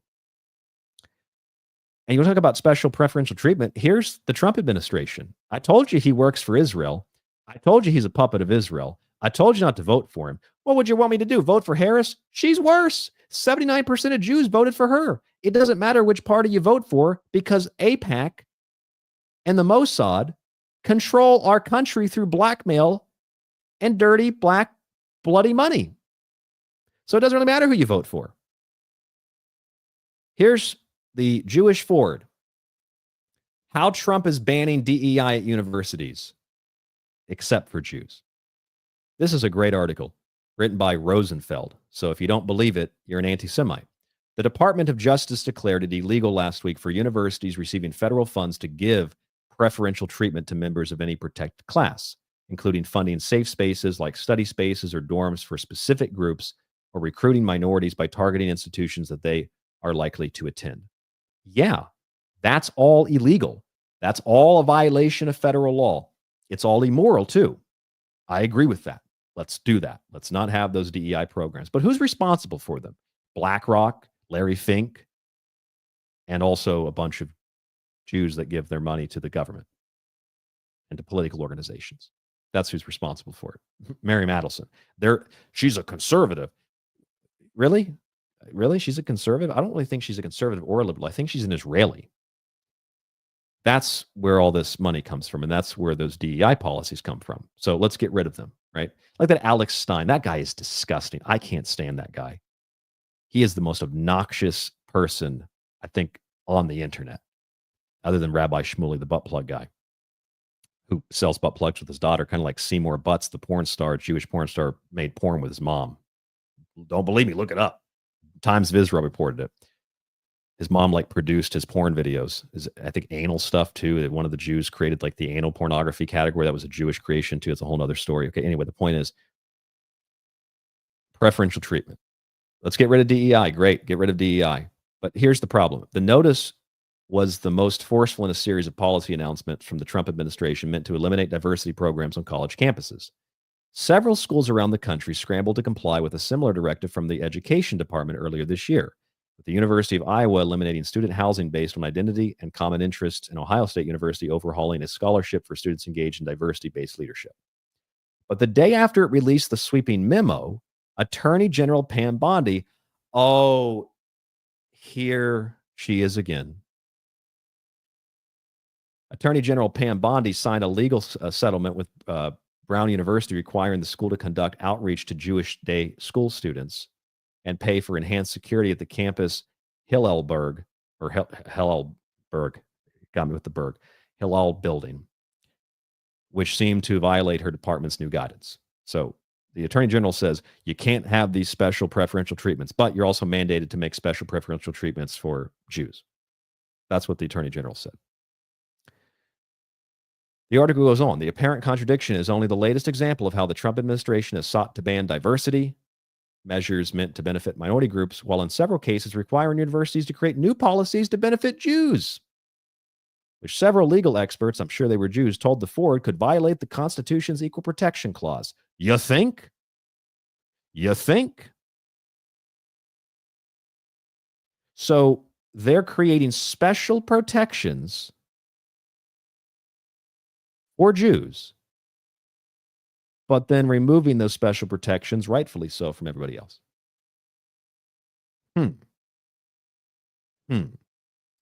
That's peculiar, isn't it? Sounds like Jews have control of our government, especially considering that there's such a small minority of the population. You're telling me that they have that much influence to get the President of the United States and the Attorney General to do something so blatantly illegal, while also somehow painting them in the media to be the heroes. They got rid of DEI. Don't you hate DEI? While they create new DEI for Jews only. Sounds like a bait and switch to me. It's disgusting. And I don't know why this has to constantly be brought up, but a listener says, I swear that you were for Trump. Never was for Trump. Didn't vote for Trump. And one of our other listeners said, I can't speak for Ryan. This is Joe Ryder, says, I can't speak, but he said he liked some things Trump did. I do like some things that he did. That doesn't mean that I think that it's organic, because I frankly think that the people like Alex Stein and all these other people that hate the DEI and they make jokes about it, I think their people are responsible for the DEI. I think BlackRock and Larry Fink are responsible for the DEI. I think Jewish groups who are behind homophobia, LGBTQ, women's marches, Black Lives Matter, the NAACP, the list goes on and on. I think they're responsible for creating the conditions that then they can have a puppet step in and remove those policies and then replace them with strictly protect the Jew policy. That's what I think happened. I think it's a scam. That's what it is. It's a scam. But Harris would have been worse. You're missing the point. Harris would have done the same exact thing. It would have just been a different version of it. But the Democrats hate Jews. Well, the Jews didn't get the memo because 79% of Jews voted for Kamala Harris. Did you know that? I'll prove it to you because it's hard to believe. Let me prove it to you. Oh, there it is. Times of Israel. 79% of U.S. Jews voted for Harris, according to the largest preliminary exit poll. And that's not the only one. So they just didn't get the memo, I guess. The thing is, they run and control both sides. And Israel is the primary foundational concern that they have. So it doesn't matter what happens, Republican, Democrat, as long as Israel benefits. That's the bottom line. And when you have people that are like, I hate Israel, that benefits Israel in the same way that you have Republicans that are like, no, I love Israel. It benefits them either way. It doesn't matter. It's brilliant. It's brilliant. You know, actually, as a matter of fact, Hitler pointed it out. He said, I used to think that the Jews that were more the opposite of all this smut and garbage were maybe decent. And then I learned that, no, they still support the identity and they're part of the community. And so the people that are like anti-Zionist turn out to actually be even maybe more Zionist. It's all a production, folks. It's all a production. And Hitler's not the only one that pointed that out. Churchill pointed that out. Patton pointed that out. General Patton pointed that out. And a lot of others pointed that out, including General Wrangel and others. It's more lies. It's more deception to make us debate and talk about things like one of our listeners put in the chat. I thought you were for Trump. I'm not for anybody. I mean, yeah, I liked a lot of what DeSantis did. I don't like that he goes to the wall, the Wailing Wall, which is the Roman fortress. I don't like that he's passed anti-Semitic legislation in Florida. What I've said about DeSantis is if you wanted a better executive in the White House, DeSantis was a much better executive option because Trump doesn't know what the hell he's doing. DeSantis does know what he's doing. He's proven that over and over. He knows how to run a government. He knows exactly how to control the Congress and issue statements that can direct the government. Trump does not know how to do any of that at all. That doesn't mean that I would want DeSantis to be president because he doesn't, like Israel, because he does like Israel. It would have been just as bad if he was president. So it's just, and I just, there's so many things that could be said here, but the point is, this is not a dichotomy. Okay, this is not a dichotomy. The fact, I don't care who did it. It's like if someone threw a brick through my window right now. I mean, eventually, yeah, it'd be nice to know who did it. We can find the person, but I'm really concerned that there's glass all over the floor right now. Once we clean that up, then we're going to go after the person who did it. That's kind of how I feel about a lot of this stuff. Not entirely, but that's kind of how I feel about this. I don't really care. I don't care whose name is on this article. How blankety blank, how Gumby is banning DEI at universities except for Jews. The point is what's happening. And what's happening is they're banning DEI, but then they're creating new DEI for Jews. That's the problem. I don't care if Biden did it, Obama did it. I don't care if Trump did it. I don't care if Reagan did it. I don't care if we can list a whole number of presidents: Nixon, Woodrow Wilson, FDR, Truman. I don't care who did it. The point is, they are creating special protections and privileges for Jews, which is what makes me so concerned when I see that the super left wing are the people that got the National Archives to slap harmful content warnings on the U.S. Constitution. Remember that?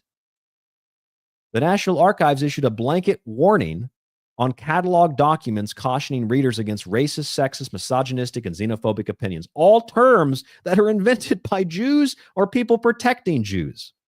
Racism being one of the primary ones.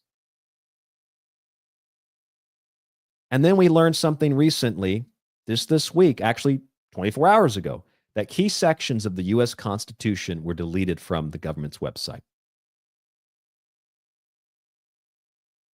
They removed the section. It's since been replaced. They removed the section, and you can see this on your screen, that dealt with Section 9, habeas corpus. The privilege of writ of habeas corpus shall not be suspended unless when in cases of rebellion or invasion the public safety may require it. Now, you're going to tell me that's a coincidence, right? Coincidence for what, Ryan? Coincidence because this Jewish guy, Stephen Miller, who's the senior advisor for policy who brings Trump the executive orders, this Jewish guy, Stephen Miller, is the guy who had said, we're looking to suspend or possibly suspend habeas corpus. President Trump has talked about potentially suspending habeas corpus to take care of the illegal immigration problem. When could we see that happen, do you think? Well, the Constitution is clear, and that, of course, is the supreme law of the land, that the privilege of the writ of habeas corpus can be suspended in a time of invasion. So I would say that's an option we're actively looking at. Look, a lot of it depends on whether the courts do the right thing or not. So the guy, and this was the architect behind the idea, Stephen Miller, the guy that wants to suspend habeas corpus, I doubt Trump knows what it even is, frankly. The guy that wants to suspend it is a Jewish expert of law who's an advisor, senior advisor to the president. And then we learn that habeas corpus was actually stripped from the congressional or from the government website on the U.S. Constitution. You're going to tell me that's a coincidence? You're going to tell me it's a coincidence that you have rabbis calling on Trump to enact the Noahide laws. And they've been doing this since 2016. Here's Israel News. Here's Israel 365 News. There's a whole bunch of them. Here's Virginia Christian Alliance. There's a bunch of websites that have had articles on this. The key to Trump's victory in 2024, the Noahide laws. Trump's Sanhedrin letter and the One World Government Agenda. This is one of those Christian websites, but if you don't want to believe that, we could go to, I think it was the Times of Israel. Trump Sanhedrin. I can spell it correctly. Sanhedrin letter. Try to find a more credible website. Oh, there it is. Another Israeli website. Sanhedrin letter to Trump. You have been elected to fulfill a heavenly mission to save the Jewish people. Oh, really? He wasn't elected to help America? He's a champion of the Noahide laws. What are the Noahide laws? Well, they're basically very strict Jewish laws and worship the Jewish God. And that's what they're doing. Get rid of habeas corpus, delete the Constitution, strip people's rights away, give special protections to Jews. And the people behind it are Jewish. So what am I supposed to think about this? Am I supposed to ignore this? Am I supposed to pretend like it doesn't exist? And then you got people like Stephen Miller, who, this is the guy who about 20-something years ago, this is Vice News, this is one of their articles. This is Stephen Miller talking about Iraqis. To the issue of the Iraqi civilians, I think that as many of them should survive as possible, because the goal of any military conflict is to kill as few people as possible. But as for Saddam Hussein and his henchmen, I think the ideal solution would be to cut off their fingers. I don't think it's necessary to kill them entirely. We're not a barbaric people. We respect life. Therefore, torture is the way to go. Because torture, people can live. Torture is a celebration of life and human dignity. We need to remember that as we enter these very dark and dangerous times in the next century. And I only hope that many of my peers and people who will be leading this country will appreciate the value and respect that torture shows towards other cultures. Oh, it's a big joke, right? It's a big joke. We believe in human life. We love human life. And so we want people to survive so we can torture them. That's how Jews are raised. That's what they believe. I don't think every Jew is taught that, but I think the majority of them are. I think it's part of their community and part of their identity.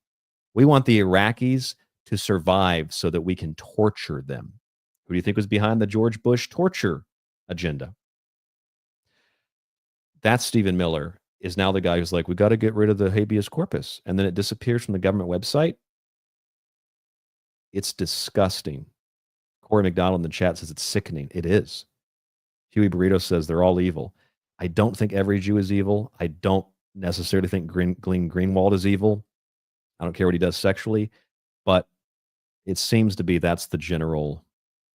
I mean, Hitler said that too. He said it's unfortunate that they seem by nature to be selected by God, to be chosen by God to be the perverts. That seems to be what the community is all about. I mean, it's kind of like if you think about cultures, what do we think about cultures, right? What do we think about different kinds of people? When you think about Germans, you think of what? You think they drink beer, they have bratwurst, they have like Lederhosen, and they have Oktoberfest. But if you move to Germany or you travel in Germany, I'm pretty sure you'd see very, very little of that stuff, right? The Germans always kind of seem gay and happy all the time, or maybe serious, but they're not really with the image that we have of Germans. It's the same thing with Japan. You know, when you see a Japanese person, if you can tell the difference, usually you think of all the things that we know as Japanese. You see a Chinese person, it's a little different. Most people don't think about Chinese history. I know this because over here in Japan, like my wife, she tends to see Chinese people as like I do, because she experiences it directly firsthand every day in the public, that Chinese tend to be dirty. They tend to be loud. They tend to be obnoxious. They tend to cut in line. They tend to not be really great people. And that's because of behavior. But is every Chinese person like that? Absolutely not. I've met plenty of Chinese people in my life who are really smart and they don't act like that at all. But the reason we have these views is because of the way that people who we interact with, it's the way they behave, it's the way we interact with them. It's what happens in those interactions. It's what we see. And when Jews overwhelmingly act like this, that's all people are going to know. So since Jews are really good at PR, you might want to get on that. You might want to jump on that and try to stop the negative PR. You might want to jump on that if you're Jewish and try to stop the incoming pogrom that's happening, that's going to happen eventually. Because all the countries in the world, from Spain to Ireland to Japan too, every country in the world is like, we're done. They're done with Israel. And you get this propaganda where they'll say things like, they don't want Jews to be alive or be in their country, but they also don't want them to be in Israel. Well, it's the thing. It's not really about being Israel. It's about killing children internationally and then laughing about it. It's about people like Stephen Miller joking about keeping people alive. That makes him moral, so he can cut their fingers off and torture them. That's like some that's like serial killer stuff. If that's what the majority of people act like, that's what you're going to think. If you don't, especially such a small subset of the population, you're not interacting with them all the time. That's what you're going to think, because that's all that you see. And Jews need to understand that. And yes, anti-Semitism does hurt Jews, but it doesn't hurt Jews because of the terminology and the definition. It hurts Jews because anti-Semitism is fake. It doesn't exist. It's made up. In some cases, literally fake, like they fake hate crimes. If you're Jewish, you need to speak out about that. You need to say that I'm not going to participate in this. I'm not going to support this. You need to educate yourself. Who runs the porn industry? Who runs the media? Who runs the LGBTQ? Who runs the transgenderism? Who runs the illegal immigration? Who runs the pedophilia? Who runs all this stuff? The world doesn't hate Israel because they're God's chosen people. Do you think like Japan's a great example because there's like virtually no Christian population here. It's like 1.5%. And the only Christian city, partly Christian city, we bombed on this day, my time, August 9th, 1945. Nagasaki was the Christian capital of Japan at one point, but not exclusively Christian, but it was the most Christians in the Eastern world, and we decided to kill them along with POWs and others as well. We killed Americans too because the Japanese were lice. We had to exterminate according to the U.S. Navy and the U.S. military in general. But okay, that's neither here nor there. The point is, Japan's a great example because they don't really have a lot of Christianity here. So do you think the Japanese, like my wife doesn't even really know anything about Jesus, and she doesn't care. She thought the Ark of the Covenant was Indiana Jones. And I was like, well, you're right, but it's also based on this. She's like, I don't know what it is. It's great. I'm actually glad that she doesn't know what it is, frankly, because it's a metaphor too. It's a symbolic story, like Noah's Ark. You know, the Ark of the Covenant had the 10 Commandments. Jesus embodied the law, so his body, is the temple, like our body's the temple. It's a lot of metaphor, a lot of symbolism. But like the Japanese aren't Christians, so they don't really, I don't think, you think the Japanese are like reading the Bible and they're like, oh, look, Israel's the chosen people. Let's hate them. They don't know on average. They don't care. Nobody gives a shit.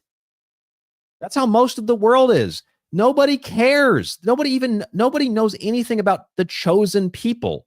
So that's not why they hate Israel. They hate Israel because the optics, true or not, are that Israel murders people, kills children, starves people, and the average person around the world doesn't like that. That's why they hate Israel or have a disfavorable view on Israel, like Pew Research recently showed that most countries on planet Earth dislike Israel. And the Israelis know that. I just saw a video the other day of more Israelis being arrested because they refused to join the IDF. You think the Jews are free? Israel is as much of a concentration camp as Gaza is in a lot of ways. And that's just a concentration of people. Jews can leave Israel if they choose, but they're kind of blackmailed emotionally and beaten down to support Israel. Because what are you going to go to college and learn that white people stuff like math? So blacks are trapped in that ghetto mentality. What you mean I can't buy some of these cookies with my EBT card? I voted for Obama and he gave me a phone. Why aren't they giving me free cookies? That woman at Walmart. That's crazy. I can't buy junk food with my EBT card? That's the black identity, right? You're not allowed to be a doctor. You're not allowed to be a scientist. You're not allowed to be a commentator. You're not allowed to be an author or a journalist. You're not allowed to be a functional member of society that produces and creates things. You got to be ghetto, right? You got to be ghetto as fuck. That's a fake identity that's been given to black people. It's the same way that the fake Jewish identity was given to Jews. I read you the Wannsee conference earlier where the Germans are like, look, we're going to immigrate these people. It's going to be forceful. Some people are going to die. That's the nature of it. We're going to put them into forced labor as we transition them from camp to camp. We're going to move them out of the Reich and out of Germany. We don't want them here. Some Jews can stay. 65 years and older can stay. People that have had, if they got German war medals from World War I, if they're Jewish, they can stay in Germany. And then this will create the conditions that will allow the Jews to flourish in the next generations. That's what they actually did. And they made a deal with the Zionists, although the Zionists got real crazy with the Stern Gang and Ergun and the Ankara document where the Germans said, absolutely not. We're not going to help you do what you want. They wanted the acts of terrorism on British soldiers. And I'm just asking you to do what the British said. The British said, hey, can you call these Jew dogs off? Can you call these rabid animals off? And we're trying to protect you and give you part of this territory, and you're just attacking people. That's what they did. You're just attacking people. The British said, hey, if you're a good person, if you're a good Jew, you need to say something about this because this doesn't look good for you. And that's all I'm saying. I'm just saying what they had said. I'm saying what the British had said back in the 40s. You got to stop these attacks. And for those of you who don't know what I'm talking about, I refer you to my screen, or your screen rather, and I'm going to show you what I'm talking about. This is a document. It's in my new book too. This is from the Palestine Gazette, 1944, because there never was a Palestine, didn't exist. Official communique issued in the names of the officer administrating the government and the commander-in-chief Middle East forces. This is this British Mandate Palestine. And it talks about His Majesty's forces. It says, Palestine, through the exertions and sacrifices of His Majesty's forces and the forces of the Allies, have enjoyed for 5 years virtual immunity from the horrors of war which have caused such unspeakable suffering elsewhere. This was 1944. Since early in the present year, Palestine has, however, been the scene of a series of outrageous crimes of violence by Jewish terrorists acting with the deliberate intention of bringing about by force developments favorable to the realization of political aims. That's the literal definition of terrorism. Officers and men of the security forces have been murdered in cold blood and shot while doing their duty in the defense of life and property. Innocent passersby have been killed. Government buildings to the value of scores of thousands of pounds have been destroyed by explosives and fire. An attempt provincially unsuccessful, was made to assassinate His Majesty's representative in ambush. They did do that later when the King David Hotel bombing. These events are proceeding side by side with the bitterest phase of the critical fight between the United Nations and Nazi Germany, the cruelest, most implacable implacable and most ruthless persecutor that the long history of Jewry has ever known. The criminals in Palestine, with their active and passive sympathizers, are directly impeding the war effort of Great Britain, which is playing such a vital role in the struggle against Hitler. They are assisting the enemy. The British accused the Jewish Zionists of assisting Hitler, and it was true literally and figuratively. These facts will not be overlooked by public opinion throughout the civilized world. Accordingly, His Excellency and the Commander-in-Chief now call upon the Jewish community in Palestine, their leaders and representative bodies, to recognize and discharge their responsibilities and not to allow the good name of the Yishuv to be prejudiced by acts which can only bring shame and dishonor to the Jewish people as a whole. That is all I am saying, and it took 4 hours tonight to get there.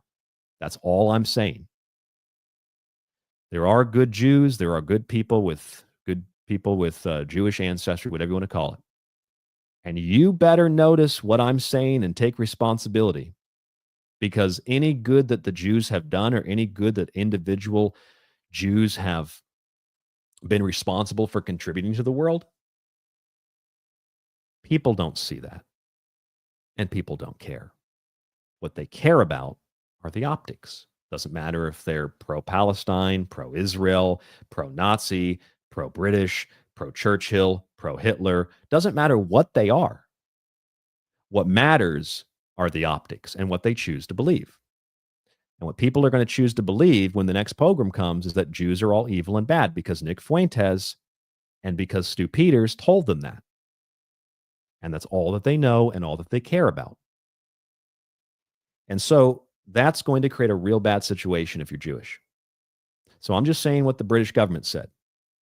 You need to recognize these things and call these things out and not be afraid to be called a white person like blacks are for leaving the ghetto, and not be afraid to be called a self-hater and then have images of yourself sexually put out in the press, like happened to Glenn Greenwald, who said they blackmail people. Israel said, we don't blackmail people, Glenn, you'll see. And then here comes the blackmail. It's like, it's crazy. You need to stand up against it. I'm not your enemy. Okay, the only threat to Jews is from Jews. The threat to Jews is from radicalized non-Jews who have been radicalized by Jewish propaganda and Jewish behavior and actions. This is really, really critical to understand, folks. This is really, really, really, really, really like the most critical thing to understand. That's when they say, what do they say in the media? It started on October 7th. Yeah, sure, it started on October 7th. Yeah, it didn't start with the Nakba. It didn't start with Ergon or the Stern Gang. It didn't start with the Ankara document. It didn't start with Havara. It didn't start with any of that. It started in, 2023, October 7th? Sure, makes sense. If you don't know anything about the history, it's like, oh, yeah, it started on October 7th. As all they do is just repeat that line over and over. No, it didn't. Well, we were stopping the terrorists from invading Europe, the Muslims. No. IS is literally facilitating the Muslims into Europe. IS is facilitating Chinese, Iranians, Iraqis, anybody that's left over from the destruction that the U.S. military and the Israeli state caused in all those countries. They're facilitating them into the U.S., the Darien Gap, and through Mexico, which now has a Jewish president in a country that's like 89% Catholic. And they run the drug cartels. And so it's not Israel protecting the world from Islam. It's Israel creating, through intelligence and funding terrorism, creating radical Islam, and then opening the door, ripping the door open to Europe and the rest of the world, and trying to funnel all those people in. Because ultimately, when I say Israel is doing that, it's communism. It's Marxism. They have done this thing to every country on planet Earth that hasn't stopped them. Hitler tried to stop them. doesn't mean that I love Hitler. It's just a fact. I don't know why people don't understand that. I don't understand why people don't get that. It's very crystal clear. It's like me saying, this steel cup that I have here, that I have my drink in for my show, I don't really like aluminum. I prefer steel. Doesn't mean I hate aluminum. I just would prefer steel. Doesn't mean I love Hitler. It just means that it's not even a matter of preference. It's just like he wanted an agreement with the British. That's why he didn't kill everybody at Dunkirk. Just a fact. I got in trouble at my job years ago for saying that, and someone said I was glorifying Hitler. Are you? What are these people? What is wrong with these people? They're crazy, like psychotic. And Jews are so traumatized and so brainwashed. They're more traumatized and brainwashed than the rest of us are. You think we see Holocaust propaganda? These people are brought up in Holocaust stories like it's a religion, which it is. You got your holy books like Eli Wiesel who makes stuff up. You got your prophets that go to Nuremberg and make up stories for money, like Rosenblatt. You got your devil in Adolf Hitler. You got your heroes in the first prime minister and president and the founders of Israel. The terrorists are actually freedom fighters, which the firefighters fight fire. What do you think freedom fighters fight? Freedom, which is why Israel is the home of pedophilia and LGBTQ. And it's why the Israeli government says Hamas, they build their facilities under hospitals in Gaza. Really? Because the last time I checked on the headquarters of the military and where the government has their little base, it's under an apartment building. And I think there's a hospital across the street. So when Iran shot missiles into Tel Aviv, oh my God, they attacked civilians. No, they attacked military targets. And if they wanted to kill civilians, they would have bombed everything. And not just specific areas that happen to have military bases in them. And plus, Iran's not going to drop a nuke on Israel. That's crazy. It's the Holy Land. Do you think the Muslims who get upset that they want to perform the red heifer sacrifice are going to drop a nuke on it? Or what do people expect me to believe that? Are you insane? Crazy. I think, you also had the story. I can go through these real fast. You also had the story here. I'll go to the chat as well. All this real fast. You also had these stories here about, I chose this InfoWars article because they're like, oh, well, they took the provision out about how you don't get money from the Department of Homeland Security. You don't get emergency funds if you boycott Israel. They took that provision out. Woo, we saved the day as MAGA. No, why was it in there in the first place?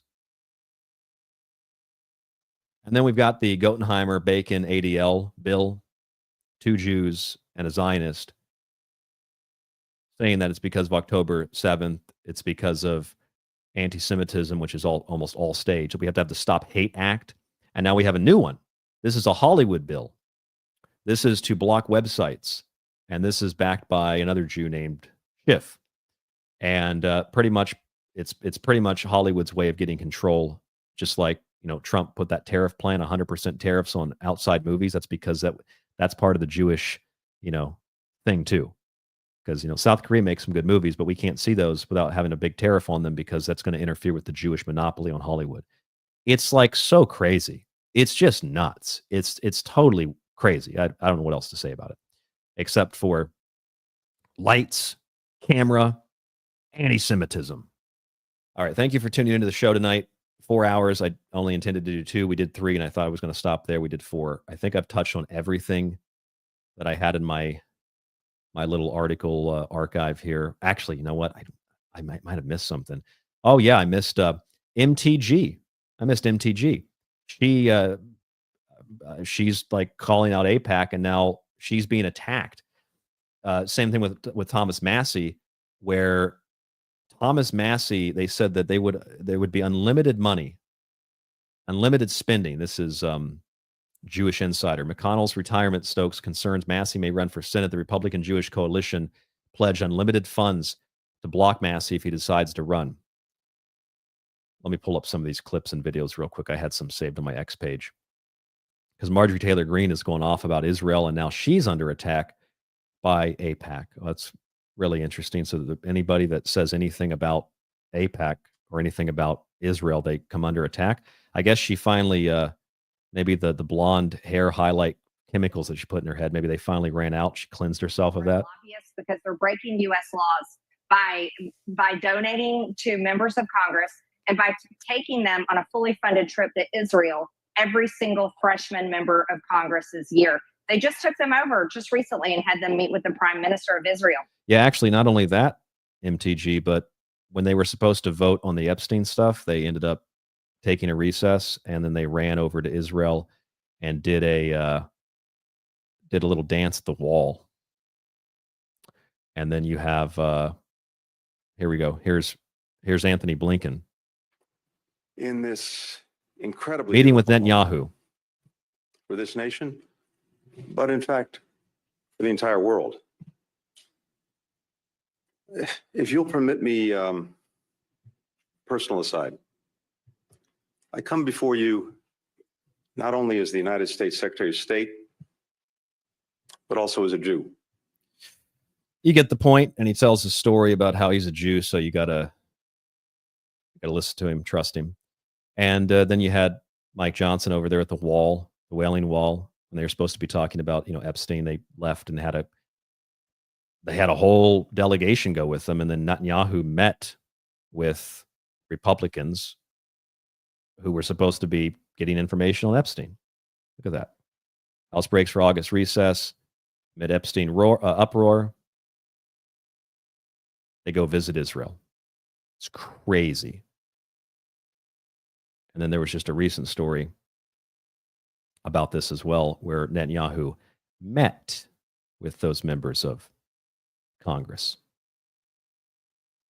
If I can find that story too. Here's my X page. Where's that story? Oh my goodness. Oh, here it is. Yep, Israel. Prime Minister meets with U.S. Congressional Republican delegation. Oh, so the U.S. isn't controlled or anything by Israel. Okay, so then we're going to go back real fast, and I've got one other thing here. I woke up yesterday and I heard this story. This is the new U.S. Attorney for D.C. in this country, and the statistics bear that out. And I think now more than ever, we are seeing increased numbers. So what does that mean? What it means, if you can get from, my tone, we're going to be very aggressive. You heard from the FBI, the MPD. We're going to look for these cases. We're going to prosecute these cases to the full force of the law. It's a problem, and we're not going to tolerate it. Anti-Semitism has historically been one of the biggest scabs in the world that keeps getting picked on and picked at. So, not scab, it's the biggest scam in the world, actually, not the biggest scab. So that's all that you see from every elected representative, every appointed representative, and the fact Flux asks the question, do you think MTG is being real? I kind of do in a way. I don't really know. I don't even know if Massey's real, for that matter, because all these games that these people play make it confusing. It makes it difficult to know who's real and who's not real. I don't know. What I do know is that I choose not to just believe things, and I choose to try to look and try to dig for the evidence, and that's kind of the goal with the show. So everything we've done tonight, I hope, has been enlightening, and I hope has informed you, and I've shown you if you're watching the video, I've shown it to you, and if you're listening to the video, I hope or the audio version of the show, most listeners are. I hope that you've heard. I hope that you've heard every reference that I've given and noted it so that you can go look it up for yourself. tstradio.info is the website, rdgable@yahoo.com. Thank you so much for tuning in. I see everybody in the chat room. If you have any other comments, throw them in there now. Some people have just left the show. Huey just left the show. Thank you for tuning in, Huey. I see Izzy, cool channel name, Flux, Corey, McDonald, Ebel, Timothy Richardson. We wouldn't have Israel if it weren't for World War I and World War II. You're right, we wouldn't have Israel, primarily World War II, but the Balfour Declaration that came out of that. Ebel says Jews are the trouble in the world. Well, they're not the only trouble. They're one of the troubles, but as a community, they are responsible for a lot of really bad things. When you control the media and you control money, I mean, you control perception, you control people. So you don't have to control the whole world. You just have to influence certain little key parts of it. Everything is fine in the chat. Thank you for tuning in tonight. So anybody else in the chat that wants me to make a comment, or if you have anything else to add to the show, thank you for being in here. Marilyn May says, rock on, Ryan. Thank you. Thank you for tuning in. Joe Ryder, thank you for tuning into the show as well. Teresa says, lots of love and appreciation to you, friend. Same to you, Teresa. We have to talk and catch up soon. It's hard with the time zones. I don't know if Mike D is still here. I think it's pretty late where Mike is, so Mike probably went to bed. But shout out to Mike D, Patriot Girl, everybody else in the chat. Thank you so much for tuning in tonight. If you, like I said, if you haven't subscribed, please subscribe to the archive.